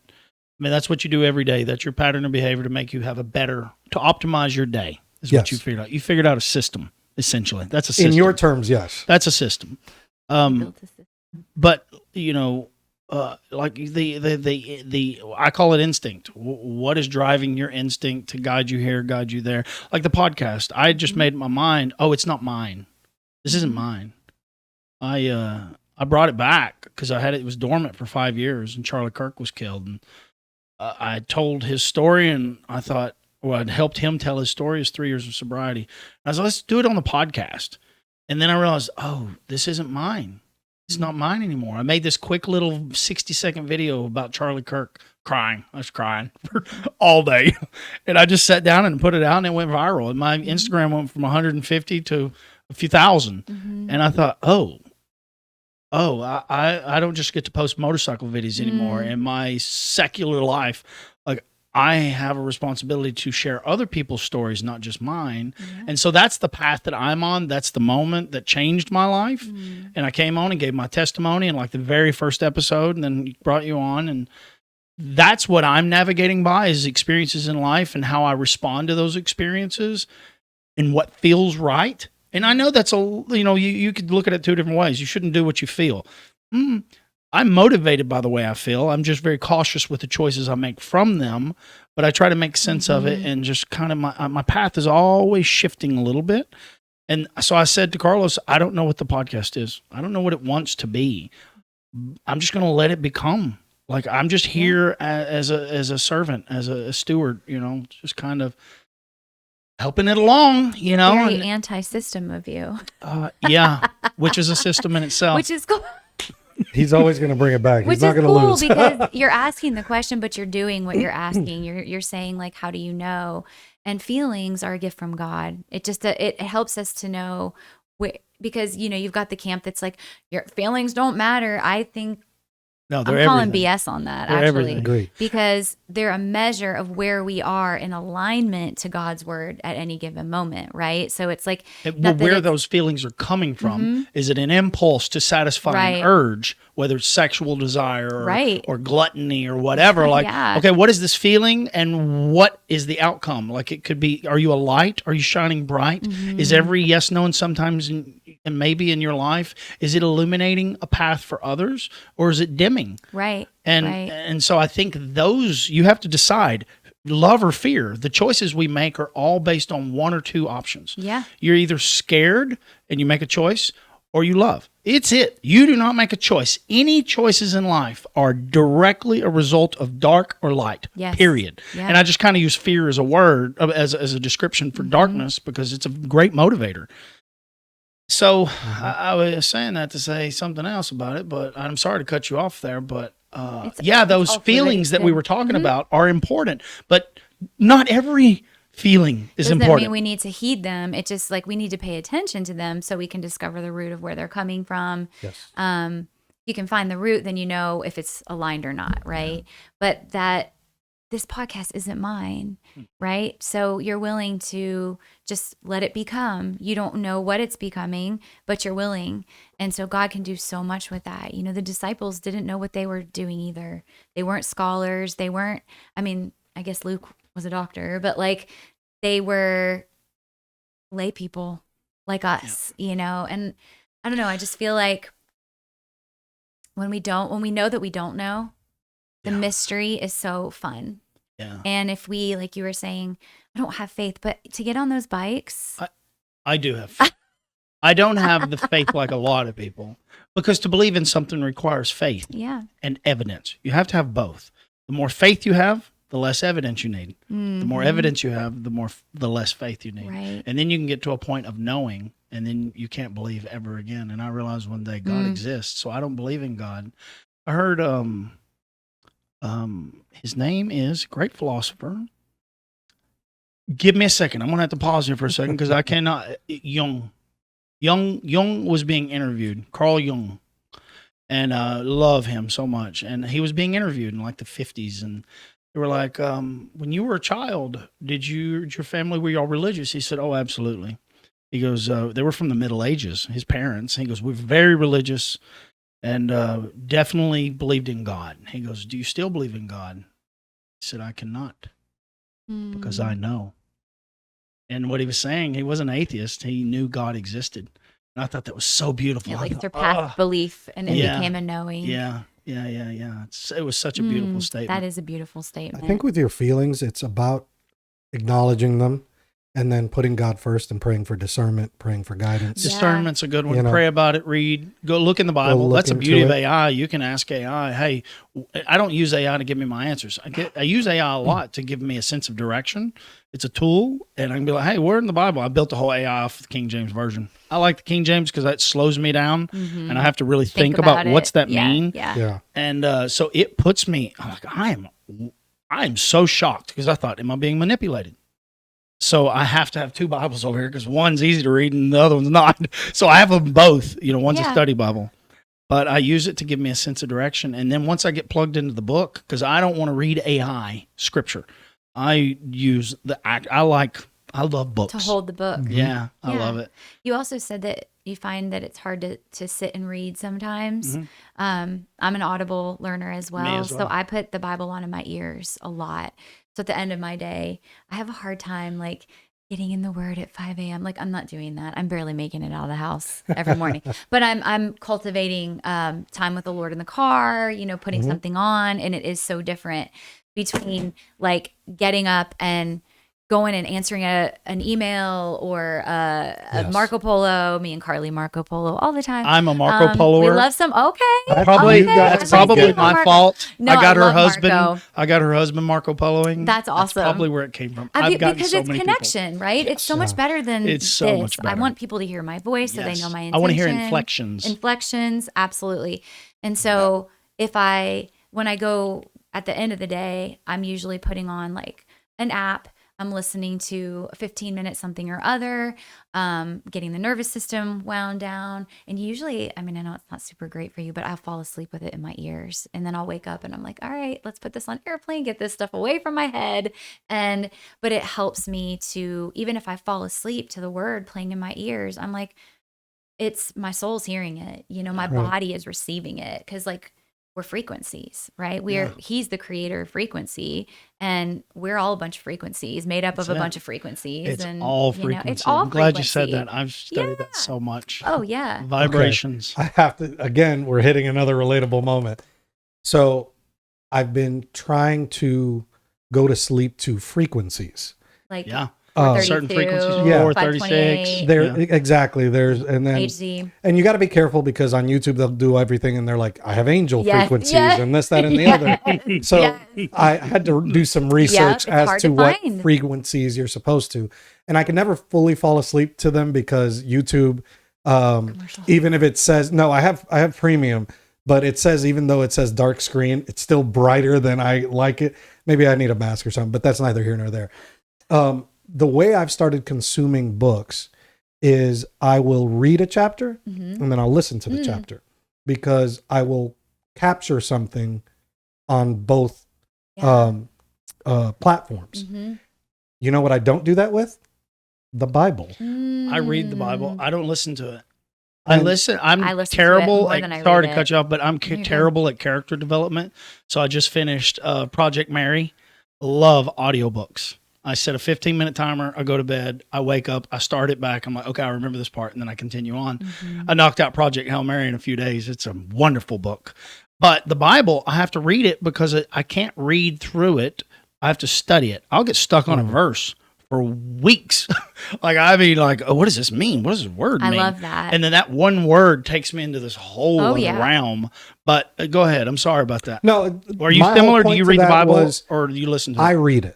Yeah, me too. But I find myself very often fighting with my mind and all those thoughts from what I have to do at work to something silly like, oh, the weather's nice today and I'm going to ride. And I'm like, then I feel guilty.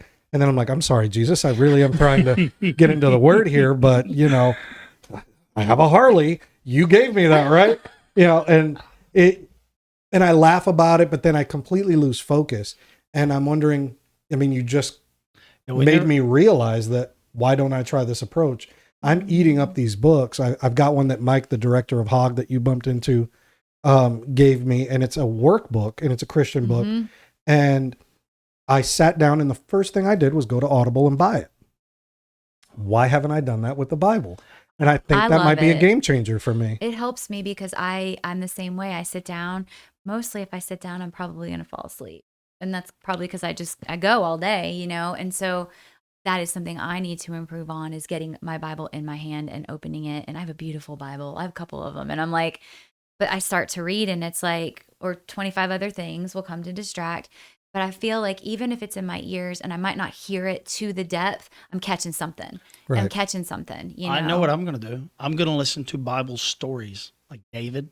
Those stories would be amazing. Yeah. I think those would be a lot of fun. I'm sure there's audiobooks on every Bible story out there. I need to find like Morgan Freeman or Sir David Attenborough doing it, because a lot of the times you go in the Bible app and I'll have it read and it's like this like robotic voice, or it's the most boring human being on the planet. And I'm just not connecting with it. So I think I need to find, I'm sure they have. There's an app. It's a free plug. Can I say what it is? Absolutely. Say whatever you want. It's the Dwell app. Okay. And there's all the different voices. And there's this British lady. And it's Is this what everybody... So my feed... I've heard of this too. My feed was broken for about 3 months, 2 monthch. You have to pay for Hollow app was constantly being advertised to me. I haven't bought that one. But it's where they read to you, like Mark Wahlberg does some. The guy that plays Jesus in The Chosen. Yeah. He's really big on that. This one is like, no, it's not like celebrities, but it's just really nice voices. And you can do a morning one. You can do an evening one. There's a free one called Pray As You Go. That's actually also really good. And they'll do these contemplative, they'll read you a verse and then they'll ask you questions. And that's really cool too. Cause it's like, I like Here's that. a verse. Now put What's that other yourself, one? pray as you go, I think is what it's called. Yeah, I need Corey like in every aspect because would- Corey yeah. will read a few verses and then tell the story, the way he connects them. I'm like, yes, you're talking to a 6-year-old Christian here, Yeah. basically. And the way he breaks it down just resonates with me. And I would love something like that. Yeah, just where you can, where it's interactive, right? Where you're not, I it's could not. just go to sleep to listening to preaching, I guess you could say. Yeah. Yeah, Oh, you I've could do done that. that so many times. Put on a podcast. There's like Absolutely. your I favorite. replay the Yeah. favorite ones because there's things in there that just have so much meaning. Yeah. In church, I was thinking, oh, I could go back and put every one of his sermons into an AI. I can just steal them right off He's YouTube. creating another I system. literally was thinking, Yeah. it's a lot of work, Nate, but there's only Worth it. one service a week. Like, what? How many weeks is there that he's been preaching? I can go back and build a whole AI on everything he's unpacked, and it's really good. It's appropriate for us because what I love about him is that he didn't come up from some school. No, he he really is didn't. kind of just figuring it out, and he's a very young Christian in some ways. But good grief, he has gone. His way is. It was meeting me where I'm at. Yeah. It has been perfect for us. Which is what Jesus did. I mean, you know, the story of the woman at the well, right? When I first came to Christ, I was told that the woman at the well was like not a good woman, right? You know, that's what she's had 5 husbands. Okay. Well, culturally, It wasn't Mary Magdalene, was it? no, she was a Samaritan, right? Well, she's I the first remember- I evangelist. thought she was She a prostitute. was too. part- Well, yeah, that's Yeah, what I I was thought going at one to point say. she was That's a right. prostitute, But right? listen to this, okay? You want to get the script flipped here. So if you study it in the way that the cultural component, because we read it with a Western lens, but if you study it That's true. from the way that the culture was then, he met with her in the hot of the day. It was like noon. The only reason that she was there at that time was because she couldn't go. She was ashamed, right? She was ashamed. Yep. We talked about that being the lowest frequency or the lowest emotion. He comes to her and he's like, you know, she's talking to him and she says something about other husband. And he's like, actually, you've had 5.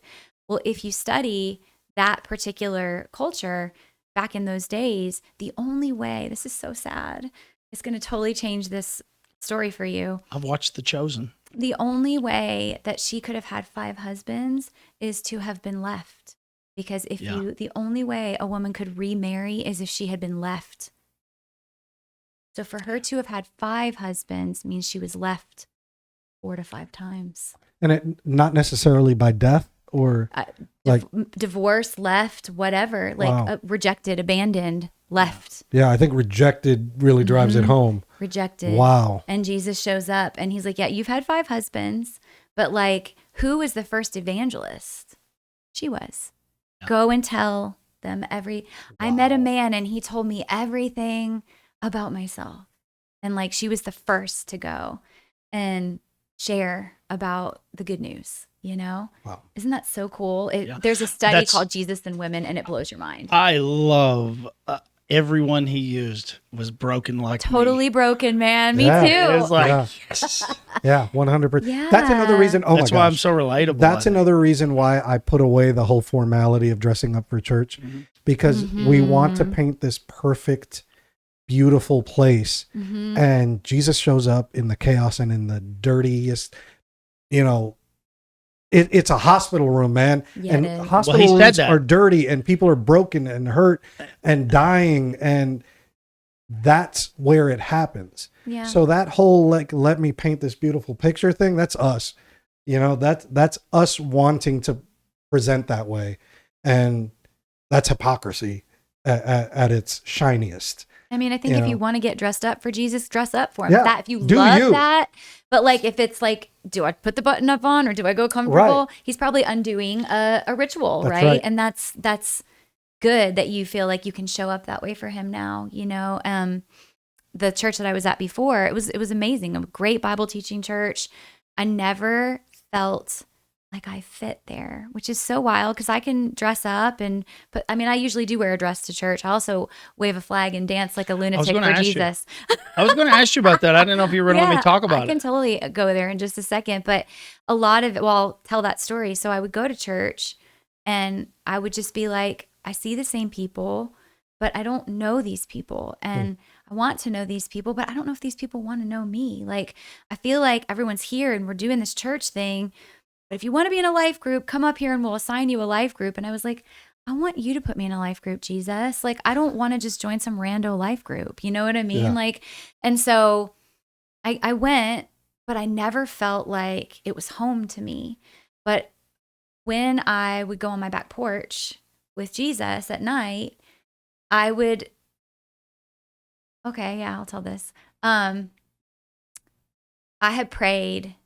Ooh, I'm gonna open up a can of worms here real quick. Is that okay? It's fine. What we do. It's in the Bible, but somebody had said, Amy, I think you're supposed to receive your prayer language. You guys know what that is? Speaking in tongues? Yeah.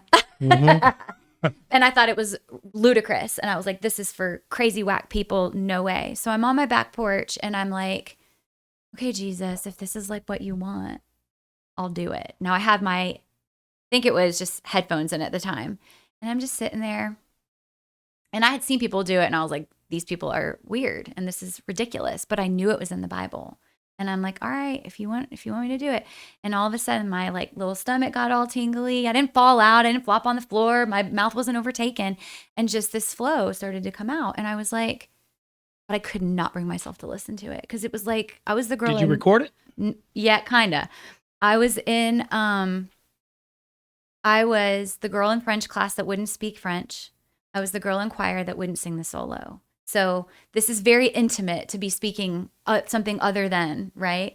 And so I would like, I would do this. I would like take the AirPod out and then put it back in and I would hear it and I would be like, my gosh, this is crazy. But I was covered in peace. And I had researched it enough that it's in 1 Corinthians 12. It's the gifts of the Spirit. And I was like, all right. And then I noticed that my hands were moving like when I talk. And I'm like, what am I saying? Like, this is so irrational. It's irrational. It's heavenly. And heaven doesn't make sense on earth, right? But the Bible says on earth as it is in heaven. So I'm like, I've got to be able to grab this to some degree and still hold on to the mystery. Then it became like bigger movements. And I was like, what the heck is going on, Jesus? Like, oh my gosh, like, what are we doing? And I grew up tap dancing. So I was like the dancer that didn't look pretty when she danced. She was like down in it, I was a Taibo girl. I was like, like gym rat for a long time. Now I'm like a bar teacher. But it was so counter to what I knew. And then I found myself like a little kid dancing. And I would just free. I didn't care what it looked like. I didn't care if it was technique. I would spend hours out on I'm 39, 40, 41, 42, just doing this. And I knew that it was prayer. I knew it was a prayer language. Like I could feel at times that I was worshiping, but then I could feel like I was almost interceding. And I didn't know what it was. And then I could feel like this movement is for somebody. I'm moving for somebody's healing. I would be facing east or west. And I had no idea. I was just obeying the feeling inside. No audible voice telling me what to do. It was just this unction. And then I knew I was supposed to start to do it. And the Lord would be like, film a video of yourself. Not audibly, but film a video, the unction. Like, God, I don't have technique. That's ridiculous. Like, I'm too old for this. This is stupid. And I would obey it and I would do it. And then one day this girl comes to the studio and she's like, I had to come and meet you. She's like, I grew up dancing. I danced professionally, but I had to come and meet you because you have something that I want in movement. And I was like, what? She's like, freedom. And I was like, oh my gosh, because it's childlike. So then comes the flag, this little worship flag that I wave around. And the Lord's like, that's not a little thing. That's a weapon. Because his banner over us is love. And who did he send out before he sent out the people with the weapons? He sent the worshipers. He sent the banner wavers, the instrumentalists, the drummers. Like if you study war in the Bible, if you study how it was done, the banner wavers were out first. And so it's like I knew there was something very significant to it. And you also have to be careful because like with anything, people will come and do it out of order. And then it's just ridiculous, And so I just started to allow myself to obey that. And now I do it every Sunday at my church. Well, I'm sitting Wow. here relating Wow. to it. I'm thinking, well, I don't know how crazy it actually sounds because music is a frequency Yes, and we it move by is. Yes, we frequencies. do. And I was thinking, dance like nobody's watching. Dance like David. David looked so ridiculous. Yeah. And Mikhail, his wife, was like, we love to "That's it." dance. It's Yeah. very childlike Yeah. to move with something. It's a beautiful thing, dance, you Mhm. know? So why is it so odd? You dance know up what I in the mean? club.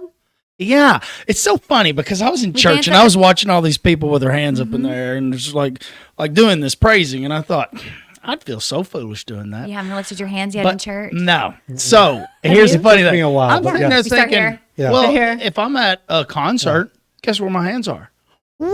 Of course. I'm usually, you know what I mean? Dio, the symbol. But anyways, rock concerts, whatever kind of concert, your hands are in the air. Because you were And- made to worship. Yes. And I thought, why do I feel insecure in a No. church? Isn't that odd? Yeah. Because It's you were almost like a raised sense of not to. shame. Yeah, it's almost like a sense of shame. And I thought, outside of a church, we raise our hand to everything. Whoa! Yeah. That's the first thing you do when you Yeah. in celebration. You throw a fist in the air or a hand or whatever. And so I'm wrapping my head around Yeah. all of it. And I mean, logically, it makes more sense to me than you may think. And I saw your Instagram, and I thought, well, that's different. It's totally different. I thought, What's Carlos, she doing? What's she's that got chick these, doing? and I He tried to make mentioned sense it of to it. me at the gym. I was like, And yeah, I was she like, does this. I am so looking forward. Well, I was to it. imagining these flags. You see these kids in high school where they go out and they do this Yes. musical dance Yes. on flags. And I thought, interesting, they do this. Now, did you start this? Or did you find a No. church that was already doing it? Because I'm kind of My curious sweet now. church, they're up for whatever as long as it's, not out of order, but they're open to me having our ministry in there. So we've got all the women coming in that I discussed earlier. And then we have we're in Cleveland Park. We're up in East Nashville. So we're kind of doing it up there. And it's like, this ain't no Franklin church, y'all. I live in Franklin, but this ain't no Franklin church. We have people coming in high. We have people coming in, like smelling like they haven't had a shower. I mean, it's the nations are in our church. Every nation, every tongue, every tribe, not literally the nations, but I even think when Jesus talks about the nations, it's like, it's the homeless. It's the it's all the types that make us up. Your church sounds like a hospital It's room. amazing, but it's we're like, you can come in this way, but you ain't staying this way, Right. Look, But yeah, it just became this thing of like, well, we want you to do that. And then you know who comes? This is so sweet. God gives me, we've had women come and want to wave their flag, and we're like, we have some order around this, guys. Like, you're not just going to come up in here and do this, because do you know what this is? And I have a discipleship that I've worked out with them. And it's basically, if you want to wave your banner at church, we're going to do 20 hours, how I learned, in the secret place, sitting with Jesus and not waving your flag. Like, sit there, visualize. Maybe your arm moves, but just don't pick that thing up until you know why you're picking it up. It's like, would you walk in, if you play the guitar, would you walk into a church and just plug in and start wailing? No, you would not. You would join the worship team. You know what I mean? Right. I'm a drummer in church. Yeah. I'm tatting. But you wouldn't be carrying like your cajon up in there. You know what I mean? I'm talking about like a pew. I'm an air guitar guy and a pew guy. Yeah. And so, but the Lord gave me the only two that I've ever been able to work with in this capacity are 11-year-olds. Wow. So it's me and two 11-year-olds. Well, I'm I not love even that kidding. though. it's And freedom they're of so expression. pure. It's a form of expression, and you seem so free. And the thing that I guess I could say, envious of is how joyful. I mean, just the text and the phone call that we had, and just knowing Carly talking about you, and I'm like, God, isn't that what everybody wants? You're just so full of joy, and I'm sure you have bad days as well. We all It's do. a fight to stay joyful. You have to be Oh, intentional with gosh. your life. Oh yeah. Miss Barbara said that. It's Yeah. a And she was fight. one of the most She's joyous human amazing. beings. I want. Isn't she amazing? Can I like sit with her? Like, can I meet We'll get her back on. Let's go shoot Listen, pool with her. I Let's go cannot shoot tell you how pool. many people reach out to me She's asking me to meet her. amazing. She is Yeah. amazing. I love She her. is But I got her to amazing. tell the truth. Like, not that it was difficult, but I thought, because Carlos had described her, like, she's always like this. And I thought, for how long? That was my gut I heard instinct. her. She went through depression. Yeah, and I thought it's so important It's so so people can important. understand you're not different. We're people show the highlight reels, and I am exposing my mistakes through all this. So I don't want to just paint this pretty No. picture because people can't relate to that. Right. Everyone is suffering. Everyone, even people that haven't so-called figured it out, but we're all just trying to find these moments of peace and happiness and love and joy, and it's hard to hold on to, but I'm just learning how not to spend too much time in the valleys. I think that's the secret. You gotta get up there. Accept what is, and now start moving. Because there's no wrong way. You just got to put one foot in front of the other. Isolation is a weapon. It's dangerous. Of darkness, It's dangerous. The second you feel like you need to be in isolation, it's different than being alone with God. But like where you feel like I can't go because of shame or because of guilt or whatever. And for me, that situation of almost having that young lady move in with us, I got it wrong. I got it wrong. I went ahead of the You Lord. can describe why, though. You know why, because you told me why. I know why. Because I allowed what I had an impression that I was going to have a daughter. Exactly. Right. Yeah. And I painted this whole picture in my head of what that was going to be. Yeah. I had dreams. I had thoughts. I was like, oh, and then she shows up. And I really believe with my whole heart that was an answer to prayer. And had I heeded his warnings along the way, I wouldn't have found myself in this place of like, gosh, do I even hear? I mean, I literally was asking, do I even hear you anymore, God? Like, do I hear you? Wow. Is this, I could hear God for you. I've heard God for you, like not audibly, but I get impressions, like unctions for people. I would call it instincts. Or, the word is in the Bible is prophetic, but I'm not going to call myself You a have prophet. such a great vocabulary. I've wanted to comment on so many words that you've used. I'm thinking, good grief. Oh, I'm taking to look this up. Let's see what she's talking about. Well, prophetic, but like not prophet. Like I'm not going to call myself a prophet. Okay. Yeah, but I get impressions and you probably do. You guys do too. We all do, because the number one spiritual gift that Paul says that we should desire is to prophesy. And prophesying is being encouraging and speaking life over people. That's it. And sometimes it's in alignment with what the Lord is doing in their life, But for me, I was like, oh my gosh. And I remember in a staff meeting at church, I was like really sad about it. I was so sad because I was like, I messed up, I hurt myself. I hurt my husband. I hurt this girl. I don't want to do this anymore. Don't even feel joyful at all. I know it's in there. And he was like, write the word down that you had. And it was like, you will have a daughter. Don't go looking for her. She'll come to you, or you'll know when you find her. Then the next part of the word came a year later. She will come out of human trafficking. That was a lovely addition to it, by the way. And it followed with a question, would you do it? And that was an impression, a journal session that I had that kept going on and on over the course of a couple years. And I'm sitting there and I'm looking at it after all the mess. After I had to tell her, no, you can't move in with us, and then I won't be in your life anymore. I'm like, that's manipulation. You're manipulating. Mm-hmm. And that's a survival technique for someone that's been through horrific things, but I can't allow manipulation to come into my house. Anytime you feel the sensation of guilt, beware. Yeah. But he took me. He was so kind. God is so kind. And he was like, you will have a daughter. Check. Don't go looking for her. I didn't. Check. She'll come out of human trafficking. Check. Would you? Check. It's finished. You did it, Amy. You just added to it. Your vain imagination got ahead and you made the mess. You made the mess, but like I made the mess, but the word that I had came to pass. Fulfilled. Wow. And I was like, I hear you, God. Oh my God, I hear you. And like it restored, because I was ready to pack it up and be done with the whole thing. Not done with God. Not done with following God.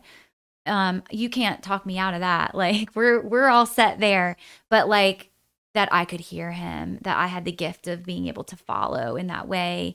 I was just going to like play it real safe. I mean, the people that are saved that aren't making a difference for the kingdom, the devil leaves them alone. Because they're, he's going to leave you alone if you're not doing anything valuable. When you start doing the valuable stuff that it's like that's when the target becomes evident, right? How can he derail you? Yeah. Yeah, and if we know we're always going to, if we know he comes to steal, kill, and destroy, blah, blah, blah, like same trick, different day. And we don't mean anything to the devil. The only reason he comes after us is to hurt our Father. You got to let him in, though.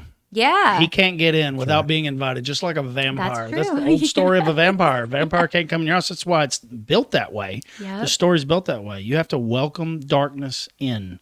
Or you're born into it. And it starts with your thoughts. Yeah, I can't really speak on that. I don't have a point of reference when it comes to that. But for the rest of us lucky folks, it starts with your thoughts, not your actions. It's never that. It's always your thoughts. And the thoughts that you entertain that is true. Is what compromises your actions. That is true. That is true. People think it's their decisions. It's not. It's something you dwelt on.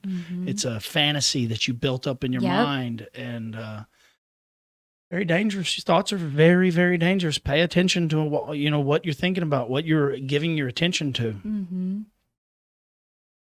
Every 2 hours. Every day. Oh my goodness, 2 hours already? He was supposed to warn us at an hour. I didn't want to interrupt. It was going too good. Amy, we got to wrap it up. Let's wrap it up. Amy, I think we have another return I think guest we come on to our. a come I'll come back. Yeah. You are so. I feel amazing just being around you. I love 100%. I've been talking about you to so many people. You're going to be. I'm so excited. I got this girl, Amy, coming on. I don't know what this thing is becoming, but I'm excited to find out in his time. Yeah. It's good. What you guys are doing is so good. You were afraid to even talk on this thing, and look at you. He's not really afraid to talk. He just couldn't get a word in because of me. Yeah, but in the beginning, he kind of lit up. He was on fire here. Yeah. Honestly, I was just taking it in. Yeah. And I had plenty to say, which I was. Also, I learned it's very difficult to listen and be fully engaged with someone, and then have this thought, and then like a little clipboard, and I gotta come back to this, and then you set Nathan on fire, so he was going. But the things that were said here today are going to resonate with so many people. So I'm completely fine with how this went, because I think everything that was said for a reason. Yeah. It had a flow. This happened the way it was supposed to happen. I have a fear of this conviction. Like, I'm a little apprehensive because I don't know how far this goes. And it's been a fear for a long time. People have always said, boy, when you get on fire with the Lord, you're going to change the world. I'm like, I'm not trying to change the world. I don't want to do anything. I want to ride motorcycles. I want to goof off, and I want to have fun. That's all I really care about.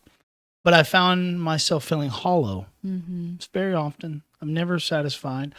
And I do love the work that I do because it's helping people. But I also know that there's something bigger down the road. And what we all want is that sensation of happiness, and I'm leaning into it a little at a time, and embracing it more. Yeah. And I'm nervous with the level of responsibility because you get judged differently. You do. And I'm okay with that. I fully accept that. But I'm tiptoeing into it. I'm not trying to. I always tell people, "Oh, it's over your head. The water's too deep." I said, "Well, that's where you learn to swim, in the deep water." And I agree with what I'm saying, but at the same time, this sense of responsibility to commit your life to serving, not just showing up on Sundays. Yeah. And I've been very apprehensive. I haven't joined a men's group. I'm like, I feel compelled to. And having people like you around in my life is like, it's inching me. He knows me. I'm very apprehensive to commitments. Not because I'm afraid of commitments. I'm afraid of disappointing people. Take it seriously. Very seriously. Yeah. Every word I say has been weighed. See, you don't need to worry about this dipping your toe thing in, because you're the character of who you are, who God made you to be, will serve you well as you continue to walk. Because even before you committed your life to Christ, be honest, right? Don't lie. Always tell the truth, especially when it's hard. Now, these philosophical things, these fundamentals that I had learned through the secular world, through Buddhism, through Hinduism, through even Muslim, I've studied everything. Psychology, biology, boy, what drives you, biology or psychology? I literally ask those questions all the time. And I realized, oh no, thank God I have all these points of references that now I can tie back to that book, because it's all in that book. Everything we know is in that book, and it's pretty amazing. Yeah. And so I don't know why I was interrupting you there, but you were indicating about me following this, this path that I've been on. I look back at my life and I realized, oh no, he was doing it the whole time. He created all those paths. I just walked them. And you're going to be, I relate to you in a lot of capacity too, because you're going to bust up religion. I know. And I it's break not systems fun. for a living. You make systems and break systems. I do. God's the greatest system that ever existed. God was the architect, Jesus was the builder, and the Holy Spirit was the software, the operating system. That's why all systems have three. But yeah, I love breaking up systems and improving them. And because you have a foundation of, you know who you are, and there's fruit. I mean, you're always going to judge by the fruit. That's another good one to hold on to. Judge by the fruit. People won't always get you, and I know that you know that, right? That. People won't, and that probably doesn't hurt your feelings a whole lot. Not at all. But that's probably why you're not in a men's group yet. That's probably because you'll probably end up starting a men's group. I know. And it's for the people that, like, religion as a spirit is hovering in Middle Tennessee, y'all. Yeah. Like it's a thing, and it's everywhere. But it's so refreshing what you're doing, what you both are doing. And I was like, when I first said I would come on the podcast, I told you, I thought it was gonna be this serious thing, and I'm like, oh my gosh, this is so great! I'm so excited to go and just like see what flow. You said the word flow, and that is my biggest prayer. Holy Spirit, let me be in your flow. To steal a word from Joy, she calls it divine appointments. The day we met, the work we do, the people we meet, the people that keep getting places. He and I hung out for a few years, kinda. We knew each other for a few years, but never really cared to hang out together. And again, Carly and Garrett. From the bars and stuff. Oh, you guys met in the bars. But we were kind of like we're like two magnets that we opposed one another, and then through Christ and, Charlie Kirk, I met him at the Vigil, and that's when we really connected. And I thought, him coming on the podcast, no one in my life, and I know a lot of people that I love and I have great conversations with, but there's not another person that could complement the show better than Carlos. And now so good. It's just as much his as it is. So you know what I mean? It's not even mine. So I'm just so grateful. I don't know where this is going. It terrifies me. It truly does, because of the responsibility of doing this and the things that I say. I'm cautious with what I can say and what I should say, more importantly. But you coming on, just like these experiences are just they're so wild. I'm excited. I feel very blessed to be with you guys. Yeah, I'm very grateful to have him. Thank you, Carly. Thank you, Carly. Carly's going to be so excited. She's giggling right now. She doesn't realize it, but she's going to be listening to this in the car. We want to come on here, and we want to talk to you about proper movement. With Carly. She's ready. Tell you, Carly's about to do the podcast soon. One time, because we do Car Chronicles. That's what our Marco Polo is. It's Car Chronicles. So we'll be like, Car Chronicles on a Thursday. Do you have a 3-minute time limit? No, we go long. Me and Curly Girl, we go long. Do you have ×3 speed? I'm like, listen. No, because it's expensive. I don't care. I'll pay for it. $100 and you share it with all your friends. And ×3. Boy, I listen to audiobooks ×2. My friends, ×3. Yikes. And by the way, that flow and movement with these two, you're going to hear snap, crackle, pop, and ouch. Okay, but here's the one thing, the fitness tip I will leave you all with. We're going to close with this fitness tip. Do not walk a lunge. Don't walk forward and do lunges. Don't do it. How do I do a lunge? Don't do that anymore, Carly. My knee hurts so bad. That's why. Yeah. I don't know. Backwards. I'm terrible or at working isometric. Stick your lunge. Your thighs are going to work harder. Your glutes are going to work harder. And curl, and don't walk that thing, because your knee, you can't keep it out of your knee. You're going to have to give me an example I'm afterwards. Need to see this, yeah. I'll show you. Okay. I'll show you. Tip, write it down. Carlos, you got anything else? No. I'm honestly just very grateful, and I'm leaving here feeling a lot better than when I walked in. Oh, me too. So thank you. Thank you, guys. Carly, we owe you one. Thank you. Yeah, Carly. I cannot wait to to get you back on. You're in my life for the rest of my life. You're one of my new best friends. on. You really are. Ditto. When I meet I people, love you guys. there's certain people I meet, and I look at them, I say, "You're my new best friend. You're Here stuck for with me." it. And I really want to connect you with Angel and Yes, Mission of please. Truth in Franklin. Yeah. I think you two are going to complement each other so well. You're going to love her when you meet her. I think that's a next step right there. We're gonna have to do this. You need another chair. We're gonna get a bigger studio, aren't we, Carlos? Yes, sir. We're moving this one in the next 5 months, Are probably. you? Where Yeah. are you gonna go? Changes. Out of the house? Yeah. Okay. Yeah. A new location. Okay. We'll figure it out. We don't know exactly where. We're gonna get New it going. studio. That's exciting. But we do need Yeah. more room. So We do need more room. It's a good. Good Yeah. grief. It's been a fourth blessing. camera. I can't even imagine. we have no shortage of guests. I mean, we are like We're gonna just get a bigger This has been couch insane. and one big wide lens. Which Are I've you got out plenty like of a this. month? Probably. Yeah. Yeah. I don't know. We lost a week. We took a week off, so I think we're 3 weeks. But we have a You'll lot come out in of 3 weeks. guests. I mean, it's been a blessing, and they just kind of come. We're going to have to build a team. We can have these conversations. But then the work to putting the reels together. Yeah. Is, I know we said we was going to. All right, we love Sorry. you, people. Love y'all. Until next time. So long, friend. Oh, that was so fun. That was incredible.